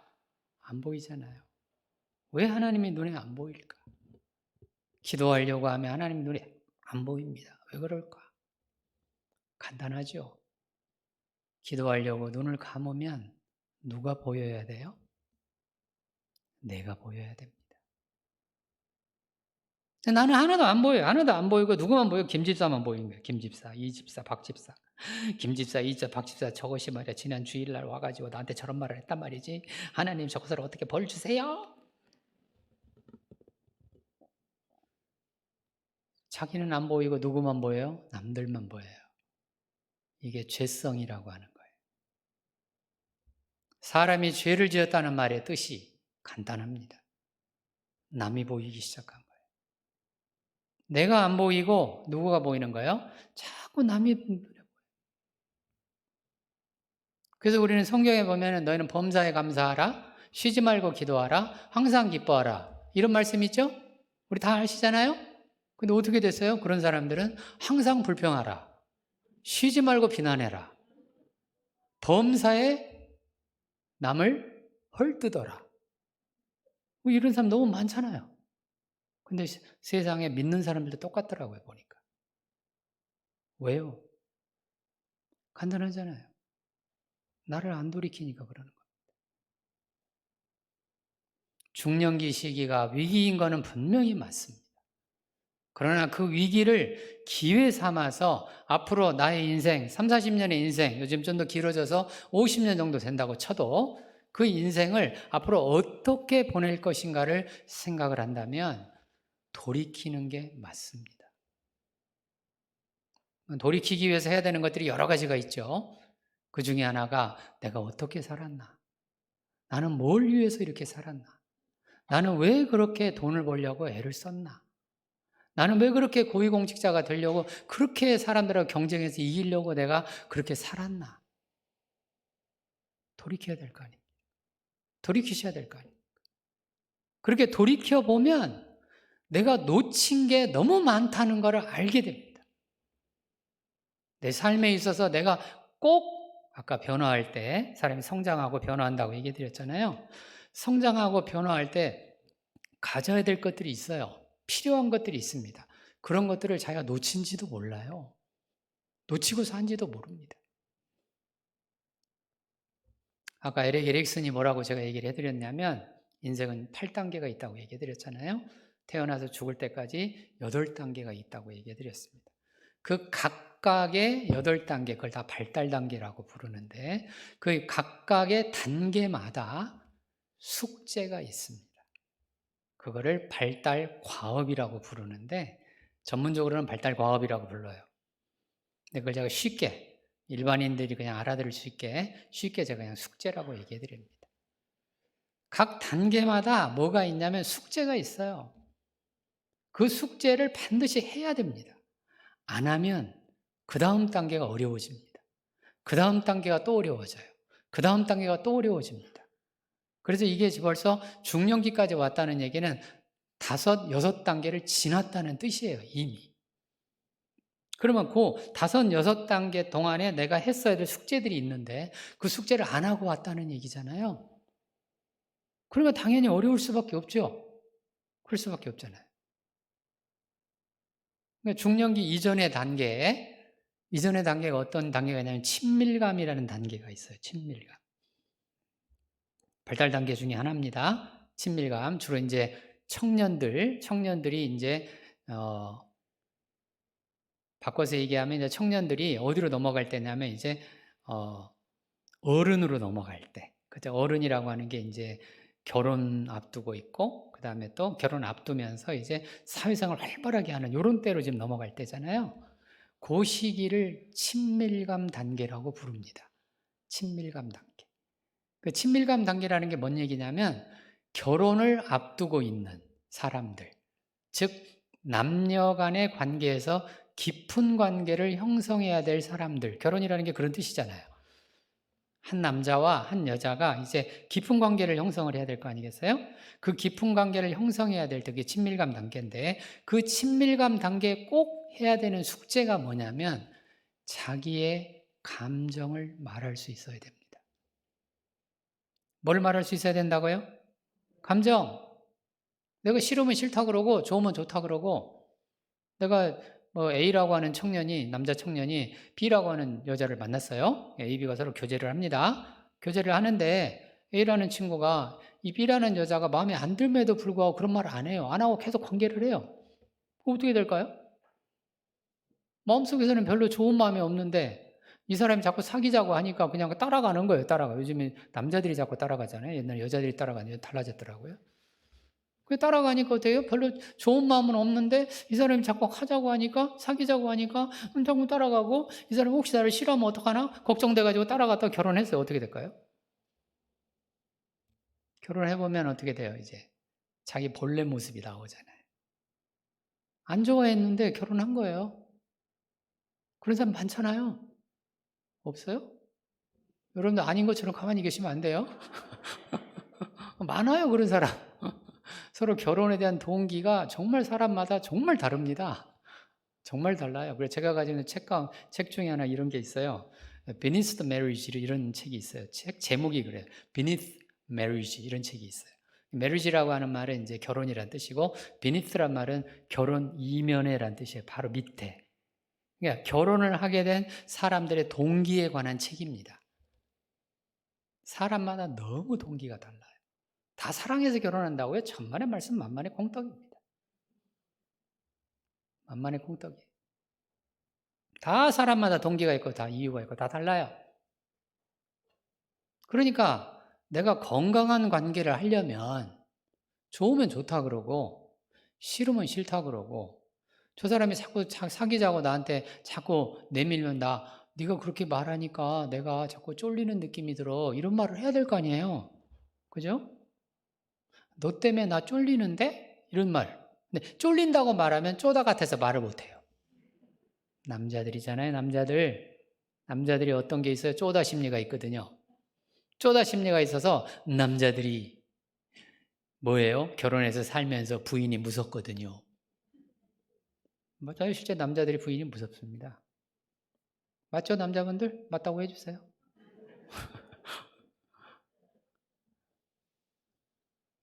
제가 그걸 증명해 드릴게요. 그냥 또 그렇게만 말하면 또 아닌데 뭐 이런 사람도 있어요. 남자들이 뭐하러 그렇게 화를 자꾸 내겠습니까? 소리 지르고 막 화내고 막 눈 부라리고 왜 그러겠어요? 모든 화는 어디서 가짜 감정이 나옵니다. 책 읽으세요. 제가 읽으라고 책 썼습니다. 모든 화는 어디서 나와요? 두려움에서 나옵니다. 똑같아요. 그거는 뭐 대통령이 화를 내는 것이나 뭐 교회에서는 담임 목사님이 화내는 거나 담임 목사님, 부목사님들이 화낼 때도 있잖아요. 똑바로 하시오. 당신이 똑바로 안 하면 교회가 곤란하잖아. 화낼 때 있거든요. 왜요? 두려운 거거든요. 교회 전체를 책임을 졌잖아요. 얼마나 두렵겠습니까? 모든 책임진 사람들은 두려움이 많습니다. 당연히 그럴 수밖에 없죠. 국정을 책임졌다. 대통령으로서 얼마나 두렵겠습니까? 회사를 책임을 졌다. 얼마나 두렵습니까? 종업원이 얼마나 많은데, 직원들이 얼마나 많은데, 내가 이거 잘못했다가는 이 직원들 다 이게 굶게 생겼는데 두렵죠. 당연히 두렵죠. 모든 화는 어디서 나온다고요? 두려움에서 나와요. 지금 아내가 밥을 잘 안 해요. 안 줘요. 성질났어요. 왜 밥 안 주는 거야? 빨리 안 가져와? 저 연기 잘하고 있죠? 그 말이 뭔 말이에요? 밥 못 먹을까 봐? 두렵다는 뜻이잖아요. 그런 뜻이에요. 모든 화는 어디서 나온다고요? 두려움에서 나와요. 그거를 우리는 밥 못 먹을까 봐 두렵다가 아니고 뭐라고 해요? 나를 무시하는 거야? 이렇게 얘기합니다. 상대를 얘기를 해요. 나를 무시한다고 상대를 얘기합니다. 자기를 말해야죠. 아내가 밥을 잘 안 챙겨준다. 그럼 남자분들은 꼭 말할 수 있어야 됩니다. 뭐라고? 여보, 밥 안 줄 거야? 나 밥 못 먹을까 봐 무서운데. 그런 말 할 줄 아세요? 어렵죠. 남자들은 어렵습니다. 이런 얘기를 하면 세상의 논리죠. 세상의 논리는 뭐라고 되어 있냐면 약하다, 약하다, 약해 빠졌다, 이걸 쪼다, 찌질이 이렇게 얘기를 합니다. 그 심리가 있기 때문에 그렇게 말을 안 하는 거야. 안 하고 어떻게 해요? 센 것처럼 얘기를 해요. 네가 누군데 밥을 안 주는 거야? 가져와? 아니, 깡패들이 뭐하러 어깨를 이러고 다니겠습니까? 이렇게 하고 다니면 어깨가 힘들잖아요. 그죠? 이렇게 사람들 이러고 다니잖아요. 임마. 왜 그러는 거예요? 한 번은 제가 횃불에 있을 때 누가 와서 설교를 했냐면 일본인 목사님이 오셔서 설교를 했어요. 그 일본인 목사님은 어떤 목사님이셨냐면 야쿠자 출신 목사님이에요. 이분이 야쿠자였습니다. 야쿠자였는데 야쿠자들끼리 전쟁이 난 거예요. 그래가지고 자기 팀에서 4명이 다른 팀을 치러 갔어요. 전쟁이 벌어져요. 죽이러 간 겁니다. 갔다가 어떤 일이 벌어져서 3명이 다 죽었어요. 자기 혼자만 살아남았어요. 살아남아가지고 자기가 도망을 치는데 너무너무 무섭더래요. 그 경험을 하고 나서 이 사람이 회개를 하고 신학교를 갔습니다. 이렇게 살면 안 되겠다. 해가지고 이분이 일본 도쿄에 야쿠자 출신이니까 교회를 세웠는데 누가 와요? 야쿠자 교인들이 오는 겁니다. 야쿠자 교인들이. 이분이 설교를 하시는데 그런 얘기를 하시네요. 자기가 너무너무 무서웠다. 자기가 너무너무 두려웠다. 건강한 사람들, 성숙한 사람들, 영적인 사람들의 특징입니다. 자기의 약함을 고백할 수 있어야 됩니다. 우리 그리스도인들은 어떤 사람들이냐면 하나님을 내가 믿었다. 하나님과 함께하는 신앙생활을 한다라는 말의 뜻은 우리가 다 무슨 뜻이냐면 내가 죄인임을 고백한다는 뜻이잖아요. 맞죠? 이렇게 얘기하면 제가 좀 설교 같잖아요. 이렇게 얘기하면 아까 제가 얘기했잖아요. 강의하다가 어느 쪽으로 설교 쪽으로 지금 설교 모드로 제가 넘어갔어요. 넘어가서 죄인이지 않습니까? 그 죄인이란 말을 머리에서만 하시면 안 돼요. 우리는 죄인이란 말을 개념적으로 자꾸 얘기를 합니다. 맞아요. 하나님 제가 죄인입니다. 그래 놓고는 저는 무서워 이런 말 안 해요. 죄인이란 말의 뜻이 무슨 뜻이냐면 쉽게 무서워한다는 뜻이에요. 죄인이란 말의 뜻이 무슨 뜻이냐면 쉽게 상처받는다는 뜻입니다. 그게 죄인들이에요. 그러니까 아내가 밥만 안 주려고 해도 내가 두려워지고 무서워져서 내가 쉽게 상처받는 사람이라는 뜻입니다. 그게 죄인이라는 뜻이에요. 그런데 그거를 거부하는 거예요. 거부하고 어떻게 하는 거예요? 내가 누군데? 내가 잘 나가는 사람인데. 아니, 나를 그렇게, 무시해도 되는 거야? 목에다 막 힘줘가면서 그렇게. 아니, 뭐 연설을 합니까, 지금 집에서? 그럴 때 뭐 하라고요? 나 무서워. 째려보지 마. 나 무섭다니까. 나 보면 웃어줘. 웃어야 나 안 무섭거든. 근데 남자들은 어때요? 주로 여자들이 째려보는 걸 잘하잖아요. 그건 알고 계시죠? 남자분들 몰라요? 그거? 여자들은 마음에 안 들면 옆으로 봅니다. 이게 째려보는 거잖아요. 옆으로만 보는 게 아니에요. 째려보고 우아를 훑어요, 이렇게. 여자들이 정말 잘하는 겁니다. 근데 그렇게 딱 보면 남자들은 이미 영향을 받은 거거든요. 받았는데 기분이 나빠졌잖아요. 나빠졌는데 그걸 말로 안 해요. 안 하고 그냥 가만히 있습니다. 아무런 영향 안 받은 것처럼 그냥 가만히 있어요. 그게 쪼답니다. 그게 쪼단 거예요. 그걸 인정하셔야 돼요. 아내가 그렇게 딱 옆으로 쳐다보면 왜 그래? 이렇게 말할 수 있어야 되는데 그 훈련을 언제부터 했어야 된다고요? 청년기 때부터. 친밀감 시기 얘기해드렸잖아요. 친밀감 시기 때부터 훈련을 했어야 된단 말이에요. 그때가. 야, 네가 나를 옆으로 보면 내가 무섭다니까? 나 너 사귀기 힘들어. 이런 얘기를 그때부터 했어야 되는 거예요. 그런데 어떻게 했어요? 아니야, 괜찮아. 내가 누군데? 괜찮다니까. 아무리 째려봐도 괜찮아. 나 영향 없어. 그러고 이제 어디까지 왔어요? 중년기까지 왔어요, 이제. 이제 중년기까지 와가지고 이제 자꾸 눈물 나는 시기로 왔어요, 이제. 드라마 보면 자꾸 눈물이 나요. 그럼 어떻게 돼요? 더 그런 째려보거나 누가 옆에서 이렇게 우아래를 훑어보면 더 영향을 크게 받잖아요. 그게 훈련이 안 돼 있으니까. 말을 못 하잖아요. 말을 못 하니까 어떻게 돼요? 점점점 눈물은 흐르고, 말을 못 하니까 외로움은 커지고, 또 이거에 대한 소통은 안 되니까 공허감은 커지잖아요. 이렇게 되잖아요. 예수님 말씀입니다. 회개하라. 뭐가 가까이 왔어요? 천국이. 내 마음에 뭐를 이루려면? 평화를 이루려면. 내가 뭐임을 인정해야 된다? 죄인임을 인정해야 된다. 그 죄인이란 말을 머리에서만 생각하시면 안 돼요. 우리 교회를 오래 다니신 분들은 다 사회적 예의처럼 얘기를 합니다. 예, 맞습니다. 제가 죄인입니다. 예, 맞아요. 제가 죄인입니다. 굉장히 예의 바른 죄인들이에요. 예의 바른 죄인들. 근데 그 죄인이란 말이 개념적인 말이 아닙니다. 생명과 관계 있는 말이에요. 그 말이. 죄인이란 말이.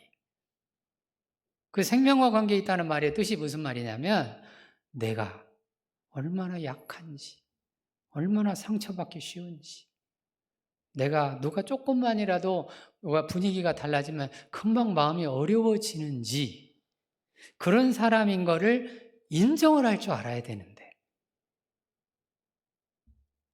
참 문제죠. 이 세상은 그런 사람들을 찌질이라고 부르고 이 세상은 그런 사람들을 쪼다라고 부르고 이 세상은 그런 사람들을 못난이라고 부릅니다. 그러니까 여전히 내가 하나님을 믿으면서도 신앙생활 이렇게 오래 해왔으면서도 여전히 내 마음에서는 어떤 가치관을 가지고 사는 거예요? 세상적 가치관을 가지고 사는 겁니다. 여전히. 그게 아니에요.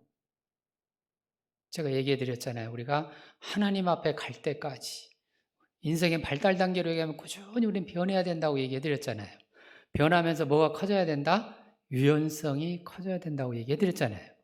그 유연성이라는 게 어디서 나오냐? 나의 약함을 인정할 때 나옵니다. 거기서 나오는 거예요.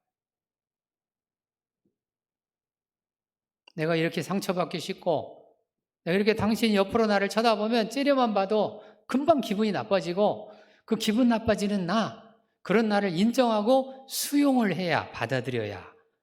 수용력을 키우라고 아까 얘기해드렸잖아요. 그 훈련을 자꾸 해야 되는 거예요. 그거는 하루아침에 되는 게 아닙니다.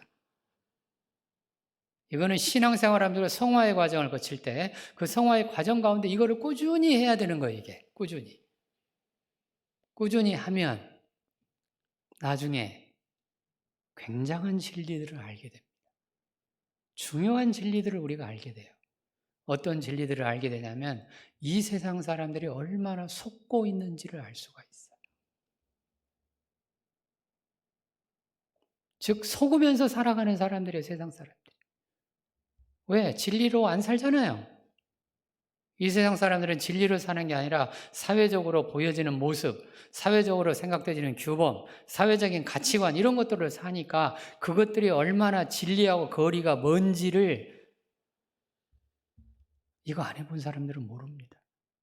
몰라요. 우린 나이가 들고 중년기를 거치면서 점점 우리가 이제 하나님 앞에 갈 날이 가까이 다가오잖아요. 그 하나님 앞에 갈 날이 가까이 다가올수록 우리는 점점 내가 얼마나 죄인이고 얼마나 상처받기 쉽고 얼마나 그 작은 거에도 내 기분이 쉽게 변하는지 인식하고 깨닫고 그거를 말로 할 수 있고 저는 제가 그걸 충분히 제가 인식하고 있기 때문에 여러분들한테 자꾸 어떤 얘기를 제가 하냐면 제가 강의를 할 때 가능하면 웃어주세요 그런 얘기를 합니다. 강의할 때 가능하면 뭐 해달라고요? 웃어달라고요. 왜요? 여러분들이 제가 강의를 하는데 막 심각하게 저를 쳐다보면은 옆으로 막 쳐다봐요. 저런 것도 강의라고 하나 이렇게. 이렇게 쳐다보잖아요. 그럼 제 안에 금방 마음이 바뀌어요. 제가 압니다. 바뀌어가지고 어떤 마음이 금방 생기냐면 네가 해봐라 나보다 더 잘하는가. 막 그런 마음이 금방 제가 안에 생기더라고요. 근데 말은 제가 안 하죠. 왜? 그런 얘기하면 제가 쪼잔해질까 봐. 말은 안 합니다. 근데 집에 가면 제가 알아요. 내가 그 마음 또 들었네. 저 사람 때문에 내가 금방 마음이 바뀌어가지고 벌써 경쟁적이 됐네. 왜? 네가 하면 나보다 더 잘하는지 봐라. 이게 경쟁적이잖아요. 그러니까 내 마음이 벌써 어디로 넘어갔어요? 경쟁 모드로 넘어간 거죠. 이 경쟁 모드로 넘어갔다는 얘기는 우월해지거나 열등해지거나 둘 중에 하나잖아요. 그렇죠? 그러니까 내가 경쟁에서 이기면 우월감이 생기고요. 경쟁에서 지면 뭐가 생겨요? 열등감이 생기잖아요. 근데 놀라운 사실, 서울대 학생들이 얼마나 열등감이 많은지 모르시죠? 아시나요? 다녀보세요. 압니다. 저는 다녀봤습니다. 압니다. 안 그런 줄 알았어요. 저도 몰랐어요. 제가 서울대 학생생활연구소 옛날에 제가 상담할 때는 학생생활연구소였는데 지금은 이제 문화원으로 바뀌었더라고요. 바뀌었는데 그 제가 상담을 제가 많이 했어요. 법대생들이 그렇게 상담받으러 많이 옵니다. 법대생들. 제가 상담했던 애들만 와가지고 뭐라고 했냐면 제가 그때는 이제 석사하고 상담학 석사를 하고 이제 제가 상담을 하고 있었는데 법대생들이 그렇게 와가지고 뭐라고 얘기하냐면 선생님 제가요 머리가 나쁜가 봐요. 아니 서울대 법대를 들어왔는데 어떻게 네가 머리가 나쁘냐? 제가 얘기를 하거든요 그렇게. 그럼 아니에요 저 머리 나빠요. 그럼 제가 지능검사를 해줍니다. 개인지능검사라고 따로 있거든요. 집단지능검사도 있고 개인지능검사도 있는데 지능검사를 해요. 제가 했던 학생들 지능검사 최하가 138이었습니다. IQ 최하 138이 뭐예요? 140부터가 준천재입니다. 수재들이라고 부르잖아요. 138이잖아요. 그럼 2점밖에 안 모자라잖아요. 제가 했던 학생 144, 145 거의 150 가까이 되네. 많아요. 그런 애들이 와가지고 선생님 저 머리 나빠요. 뭔 말이에요 그게? 학교 다니면서 다 뭐만 하던 애들이에요? 다 1등만 했잖아요. 근데 자기 같은 애들이 200명이 모인 겁니다. 다 1등 하던 애들이 200명이 모였다니까요. 어떻게 지가 1등을 합니까? 그런 애들이 200명씩이나 모여있는. 그러니까 공부를 해보니까 성적이 안 나오고 보니까 성적이 어떻게 돼요? 중간. 100등. 1등인데 공이 2개가 더 붙었어요. 그 얘들이 충격을 먹은 거예요. 이런 걸 명문대 신드롬이라고 부릅니다. 명문고 신드롬도 있고 명문중 신드롬도 있어요. 수재들이 모이면 그 안에서 끊임없이 또 경쟁을 하잖아요. 잘하는 애들은 우월해지고 못하는 애들은 열등해지고 우월감과 열등감 이거 똑같은 겁니다. 우월한 느낌을 갖는 사람이나 열등한 느낌을 갖는 사람 똑같은 거예요. 왜? 다 경쟁축에 있잖아요. 그러니까 영원히 벗어날 수 없는 거예요. 거기를. 이겨도 문제가 되고 저도 문제가 됩니다. 둘 다 문제가 되는 거예요. 하나님이 얘기하잖아요. 우리가 죄인이라고. 뭔 말이에요? IQ 측면에서 보면 우리는 IQ가 거기서 거기입니다. 아까 제가 있잖아요. 150, 140 이상이면 준천재라고 얘기해드렸, 수재라고 얘기해드렸잖아요. 우리 막 굉장히 큰 것 같죠? 제가 생각해 봤어요. 왜 하나님은 사람의 IQ를 1000짜리를 안 만들었을까? IQ 1000. 세계적으로 가장 유명하다고 그러고 가장 똑똑하다고 하는 사람들이 대체로 IQ가 190에서 200 사이입니다. 학문의 이론을 만든 사람들이 대체로 190 정도 돼요. IQ가. 근데 우리가 볼 때는 굉장히 똑똑하잖아요. 천재들이잖아요. 근데 하나님 보시기에 생각해 보세요. IQ 1000짜리, IQ 10,000짜리 한번 생각해 보세요. 그거 별거 아니잖아요. 우리끼리야 뭐 별거지만 하나님 보시기에는 별거 아니잖아요. 서로 인사하세요. 뭐라고 인사하셔야 돼요? 별거 아닙니다. 서로 인사하세요. 별거 아닙니다. 별거 아니라고요. 이걸 사회적으로 너 별거 아니야 이러면 안 됩니다. 어떻게 하시라고요? 아, 제가 별거 아닙니다. 우리 사회적으로 다시 한번 인사하세요. 제가 별거 아닙니다. 제가 별거 아닙니다. 그러고 조그만 목소리로 너도 별거 아니다. 잘 나가는 사장이나 고위공직자나 그냥 일반인들이나 저처럼 뭐 공부를 해가지고 학식이 많은 사람들이나 뭐 아닌 사람들이나 하나님 보시기에는 다 뭐라고요? 별거 아닌 거예요. 다 거기서 거기인 거예요. 그거를 제가 작은 존재라고 얘기를 합니다. 인간은 어떤 존재라고요? 작은 존재입니다. 우리가 작은 존재인 것을 인정을 자꾸 해야 되는데 우리는 사회에서 내가 이런 걸 하고 있으면 내가 크지. 대단하지. 이 마음이 큰 사람일수록 중년기가 되면 훨씬 더 격차가 커지잖아요, 이렇게. 옛날에 이제 텔레비전에 나왔으니까 제가 얘기해도 상관없을 것 같아요. 김영삼 대통령이 대통령 일대하고 대통령 그만뒀어요. 그리고 이제 고대를 가려고 했습니다. 어떻게 됐어요? 우리 텔레비전 다 나왔잖아요. 학생들이 못 들어가게 문을 막았잖아요. 대통령 시절에 어떻게 한마디만 하고 싹 들어갈 수 있는데 이제는 대통령 아니잖아요. 그 격차가 너무 크잖아요. 그 격차가 크면 클수록 내 안에 느껴지는 위기는 커집니다. 커지는 거예요. 마지막 기회라고 얘기해 드렸습니다. 이제 중년기가 마지막 기회인데 그 마지막 기회에 예수님의 첫 번째 설교. 뭐 해라? 회개하라. 돌이켜라. 돌이켜라란 말의 뜻은 성경적으로 들여다보면 무슨 뜻이냐면 내가 얼마나 작고 보잘것없고 형편없는 존재인지를 인식하라는 뜻이에요. 그걸 깨달아라. 그걸 인식해라. 별거 아니었는데 그런 내가 사람들에게 이렇게 많은 거를 할 수 있었구나. 아니 내가 별거 아니었는데 하나님이 나 이렇게 중책을 맡겨주셨구나. 내가 별거 아니었는데 이런 나에게 하나님께서 사람들의 몸을 잘 고칠 수 있는 의사라는 직업을 주셨구나. 다르잖아요, 얘기가. 그렇죠? 이런 걸 뭐라고 부르냐면 존재적 관점이라고 부릅니다. 그럼 아까 위기가 생겼다라고 할 때 그 위기는 어디서 왔느냐? 기능에서 온 거예요. 그걸 기능적 관점이라고 불러요.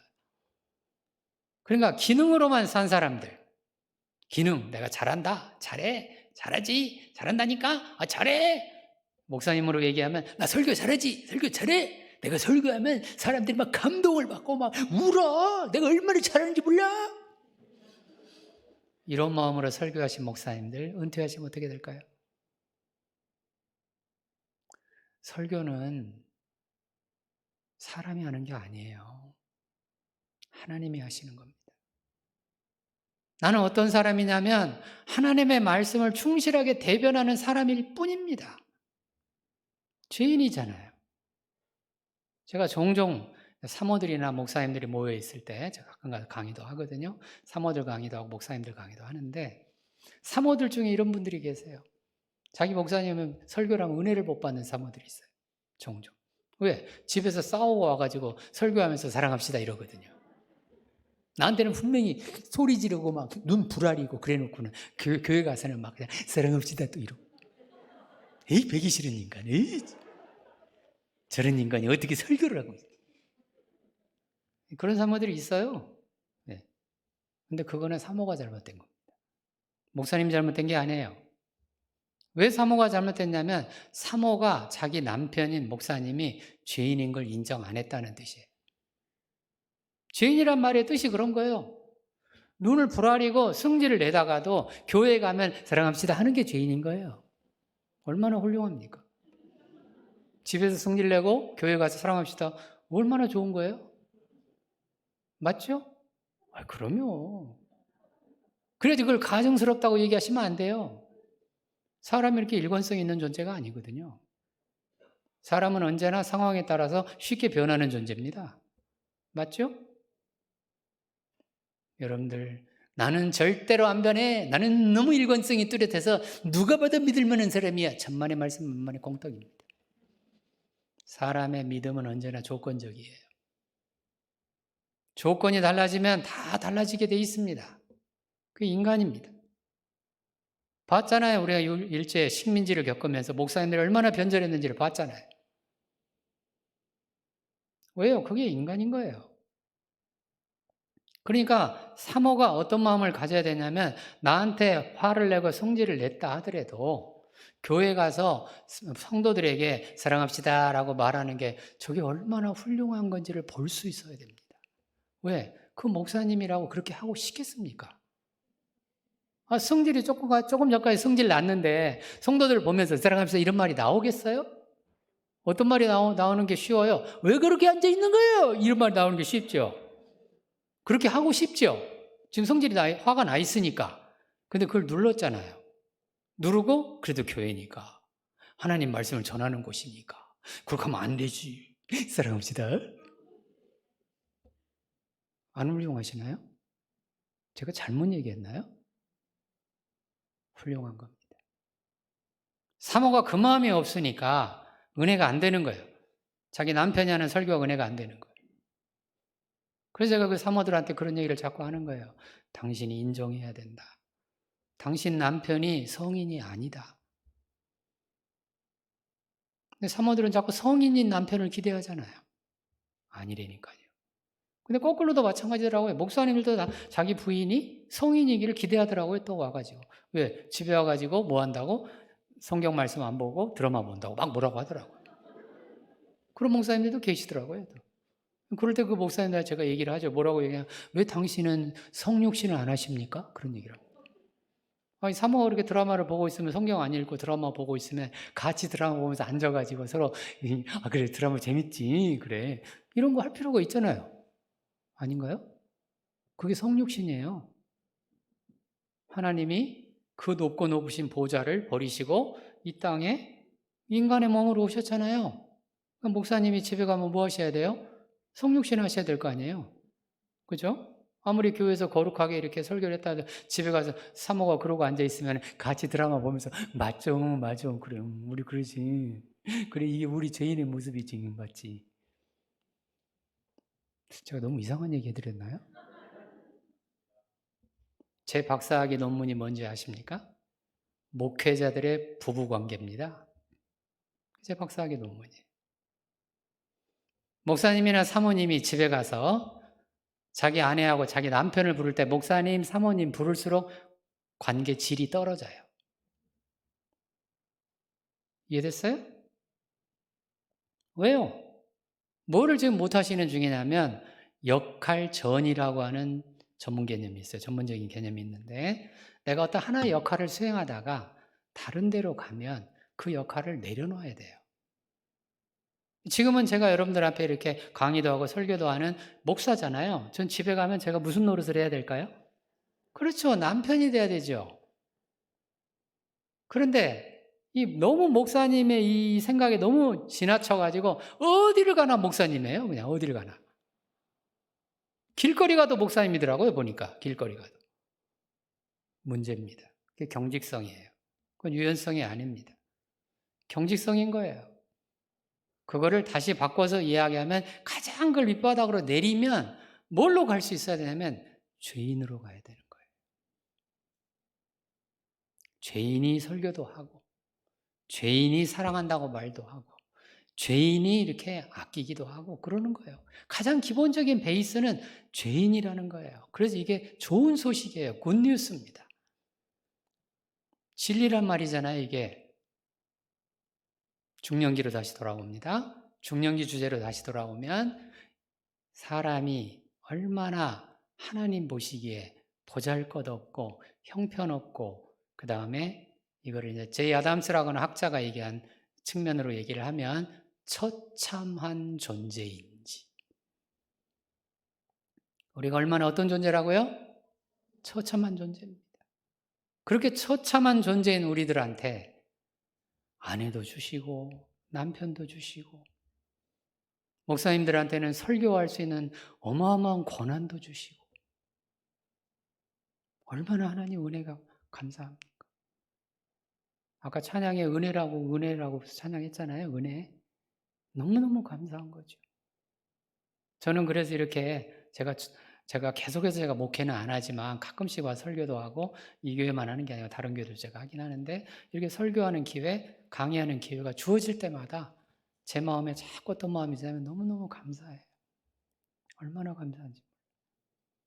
제가 여러분들보다 더 잘나서 여러분보다 더 신앙이 좋아서 제가 여러분보다 더 믿음이 좋아서 설교하는 게 아닙니다. 강의하는 게 아니에요. 믿음이 누가 더 좋냐는 아무도 얘기할 수 없어요. 하나님 빼고는 얘기할 수가 없어요. 목사님이 더 믿음이 좋다? 천만의 말씀 만만의 공덕이에요. 그건 누구밖에 몰라요? 하나님밖에 모릅니다. 그러니까 여러분들이 그렇게 오해를 하시면 안 돼요. 목사님이 우리보다 훨씬 믿음이 좋을까요? 천만의 말씀 만만의 공덕이에요.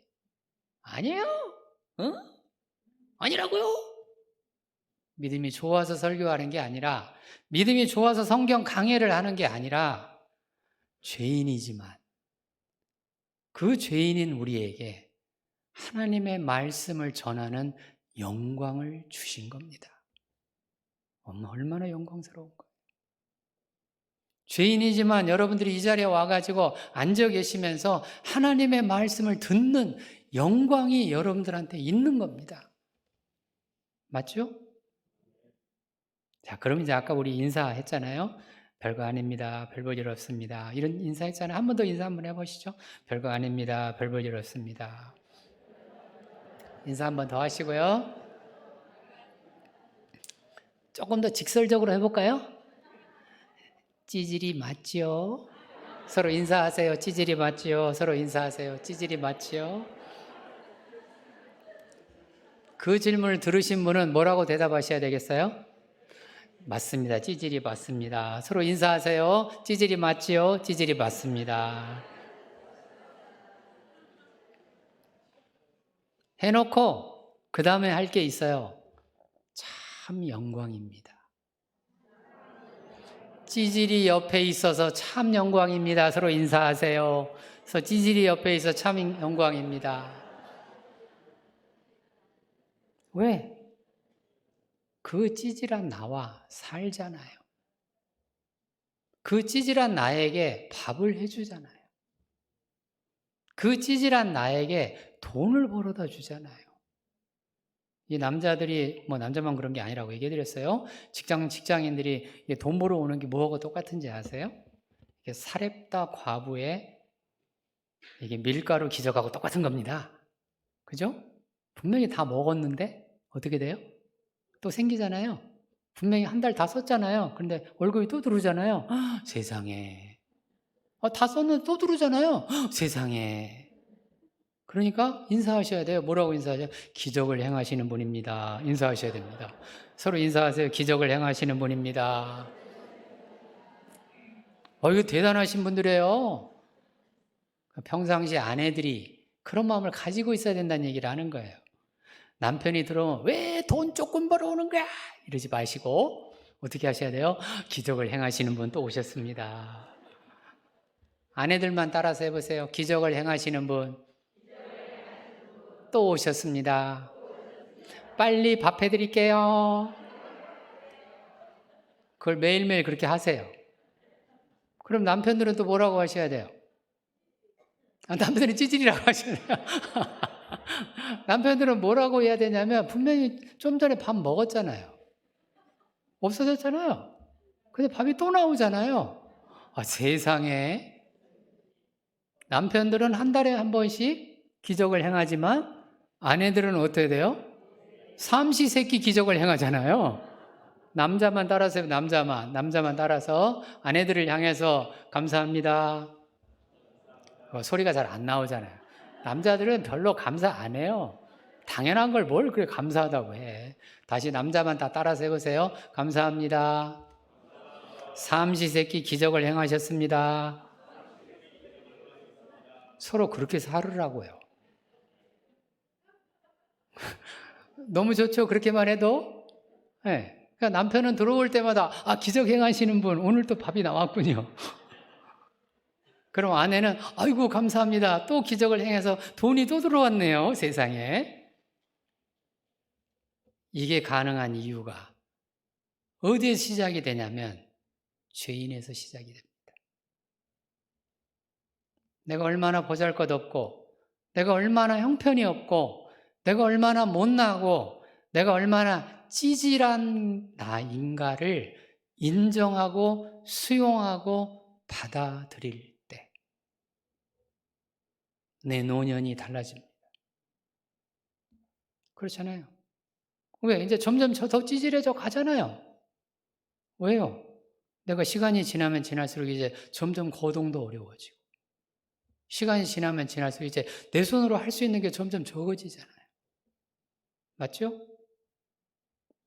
이제는 누구의 도움을 받지 않으면 내가 이제 걸음을 옮기기도 어려운 노년 시절이 기다리고 있잖아요. 그런 노년 시절이 곧 다가오는데 내 안의 마음이 옛날에는 내가 잘 나갔었는데 나 때는 이러고만 있으면 그거 얼마나 정말 찌질해집니까? 중년기 때입니다. 중년기 때 내가 이 훈련을 해야 되는 거예요. 청년기 때 했어야 될 훈련이죠. 사실은 친밀감 시기니까. 그때 했어야 될 훈련을 못 하신 분들은 지금 다시 한번 기회가 왔다는 얘기예요. 이때 철저하게 깨달아야 됩니다. 사람이 별거 아닌데 우리 인생이 별거 아닌데 끽 살아봤자 100년밖에 못 사는데 그 중에서 누가 그렇게 잘났다고 누가 그렇게 잘 나간다고 그걸 가지고 그렇게 서로 차별을 하면서 하나님은 차이 있게 만들어 주셨는데 죄성을 가진 우리들은 그걸 차별로 갑니다. 그렇잖아요? 참 별별 차별을 다 하더라고. 조금만 차이가 있으면 그걸 가지고 자꾸 차별로 가더라고. 그게 죄성이라고요. 하나님의 만들어주신 차이는 우리를 풍요롭게 살기 위해서 만들어주신 게 그 목적입니다. 남녀 차이도 그 중에 하나고 어른과 아이의 차이도 그 중에 하나고 그 다음에 이 세상 계층 간의 차이도 그 중에 하나예요. 다 차이는 하나님의 원래 목적이 뭐냐면 풍요한 삶을 위해서 만들어주신 겁니다. 여긴 차이가 없으면 새로울 게 없잖아요. 그죠? 우리가 다른 나라에 가가지고 이제 이렇게 관광하고 하는 그 목적이 어디 있습니까?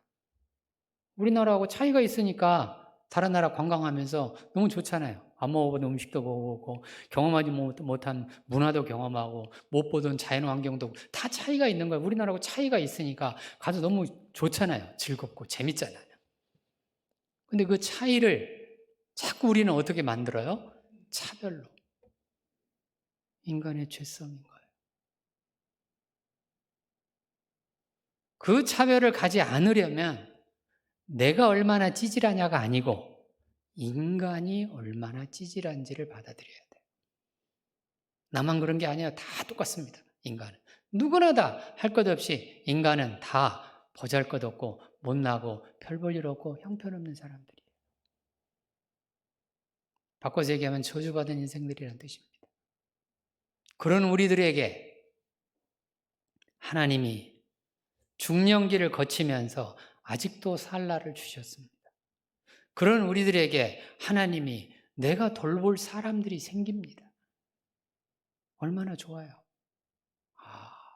부모님도 내가 돌보고 자식들도 내가 돌보고 내 아내도 내 남편도 내 친구들도 돌볼 수 있는 그런 마음을 우리에게 주신 거예요. 그거를 성경에서는 뭐라고 부르냐면 사랑의 마음이라고 얘기를 합니다. 모든 사랑은 어디서 나와요? 내가 잘나서 나오는 게 아니에요. 어디서 나와요? 사랑은 하나님이 우리에게 주신 선물입니다. 뭐라고요? 사랑은, 따라서 해보세요. 사랑은 하나님이 우리에게 주신 선물입니다. 그러니까 찌질하고 못난 나를 내가 사랑을 해줘야 돼요. 오케이? 내가 찌질하고 못났기 때문에 내가 이렇게 쉽게 상처받고 내가 쉽게 마음이 변하고 쉽게 화가 나고 이런 나를 뭐 해주라고요? 사랑해줘야 돼. 이걸 사랑 안 하고 자꾸 평가하고 판단하고 미워하고 이러면 마음이 점점 힘들어져요. 아니야. 그래, 맞지. 저 사람이 나를 조금만 째려만 받아도 금방 기분이 나쁘지. 그래, 기분 나쁠 만해. 왜? 째려봤잖아. 기분 나쁠 만해. 그래, 맞아. 너 기분 나쁠 만해. 이런 거를 공감이라고 부르잖아요. 그렇죠? 공감. 지금 공감 세상이 됐잖아요. 텔레비전에도 많이 나오잖아요. 공감이란 말이 많이 나오잖아요. 그러니까 내가 나를 사랑하는 것 같이, 너희가 너희 몸을 사랑하는 것 같이 내 이웃을 사랑하라. 이게 무슨 뜻이겠어요? 찌질한 나를, 별 볼 일 없는 나를, 형편없는 나를 먼저 뭐 해주라고요? 사랑해라. 사랑하면서 나하고 똑같이 찌질한 사람, 저 사람도 찌질하네. 저 사람 똑같네 나랑. 같이 사랑하는 거죠. 그렇죠. 그러니까 이제 인사가 달라져야 되겠죠. 어떤 인사? 아까 인사 한 번만 더 연습 한번 합시다. 뭐라고 인사하냐면 별거 아니죠. 서로 인사하세요. 별거 아니죠. 인사하세요. 그러면서 뭐라고 해요? 찌질한 거 맞지요? 서로 인사하세요. 찌질한 거 맞지요? 뭐라고 하시면 돼요? 그 다음에 그렇죠. 서로 인사하세요. 사랑합니다. 사랑합니다. 우리 다 같이 찌질합니다. 사랑합니다. 믿음과 소망과 사랑은 항상 있을 것인데. 항상 있을 것인데. 이게 없으면 믿음, 소망, 사랑, 셋 중에 하나라도 없으면 인간은 못 삽니다. 못 살아요. 이거 생명하고 관계가 있어요. 성경에 나오는 말씀, 믿음, 소망, 사랑이라는 게 개념적인 말이 아닙니다. 아니에요. 이게 없으면 못 살아요. 살 수가 없어요. 인간은. 아까 제가 신생아들 영유아기 3살까지가 위험한 시기라고 얘기해 드렸잖아요. 그 3살까지 영유아 시기가 바로 믿음, 소망, 사랑과 밀접한 관계 있는 시기. 아이들은 이제 엄마 뱃속에서 출산을 통해서 엄마 뱃속에서 나옵니다. 탯줄이 이렇게 잘라지잖아요. 탯줄이 이렇게 잘라져요. 이 탯줄이 잘라지는 거를 정신분석학자인 프로이드라고 하는 이 학자는 뭐라고 얘기했냐면 분리불안이라고 얘기를 했습니다. 그래서 한 몸이었던 아이와 엄마가 한 몸이었잖아요. 한 몸이었던 엄마하고 아이가 이제 분리되어지면서 아이 마음속에 뭐가 생겼다? 불안이 생겼다. 그래서 그걸 분리불안이라고 얘기를 해요. 그러면서 아까 얘기했던 에릭슨이라고 하는 학자가 있다고 얘기했잖아요. 에릭슨 인생의 발달 단계를 8단계로 만들었던 에릭슨이라고 하는 학자가 인생의 첫 번째 단계를 뭐라고 명명을 했냐면 기본적 신뢰 단계라고 얘기를 했습니다. 참 놀랍습니다. 이 사람 믿는 사람이 아니에요. 그런데도 이렇게 말을 해요. 기본적 신뢰, 이 신뢰가 뭐냐면 믿음의 한 측면입니다. 믿음은 세 측면이 있어요.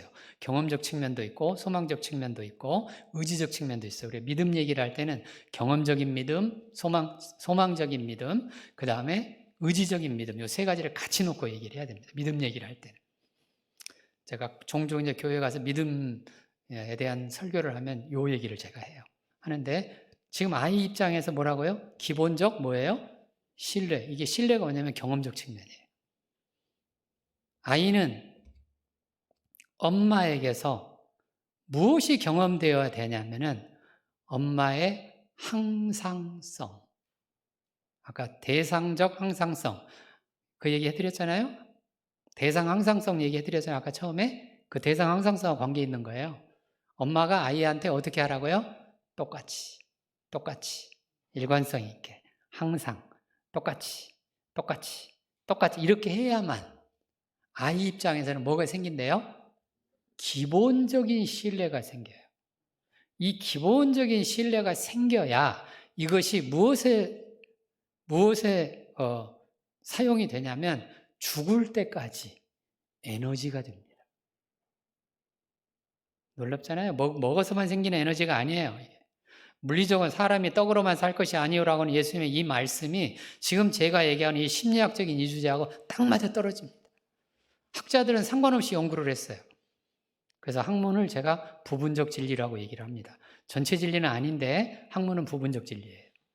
그 부분적 진리에서 나온 개념들이 성경에서 말하는 거하고 딱 맞아 떨어져요. 놀랍잖아요. 아이를 아무리 잘 먹여도 엄마가 부모죠. 확장하면 부모인데 부모가 아이에게 기본적 신뢰를 형성하지 못하면 아이는 죽습니다. 못 살아요. 믿음, 소망, 사랑은 항상 있을 것인데. 그러니까 중년기 때 위기가 커지면 커질수록 이 얘기는 무슨 얘기냐면 앞 단계에서 지금 4단계, 5단계를 거쳐서 중년기에 왔다고 얘기해드렸잖아요. 이 단계 숙제가 제대로 안 된 사람들이 훨씬 더 중년기 위기가 심해집니다. 기본적 신뢰가 안 된 사람들은 중년기가 되어지면 편집증이 됩니다. 사람을 의심하게 돼요. 의심하는 마음이 이렇게 커져요. 그런 사람을 제가 늘 상담을 하잖아요. 왜? 믿음을 경험을 못했잖아요. 태어나서 언제까지? 3살 사이에. 큰 문제죠? 곧 마칠 겁니다. 이제 곧 마칠 거예요. 언제 마치나 이런 분들. 그건 편집증은 아니고요. 네, 곧 마칠 거예요. 이제 거의 다 왔어요. 믿음, 소망, 사랑은 따라서 해보세요. 믿음, 소망, 사랑은 항상 있을 것인데 얘기해드렸잖아요. 사람이 뭘로만 사는 게 아니고 떡으로만 사는 게 아닙니다. 기본적인 신뢰가 형성되지 않은 게 1단계인데 이 1단계의 기본적 신뢰가 형성되지 않으면 죽어요, 사람이. 못 삽니다.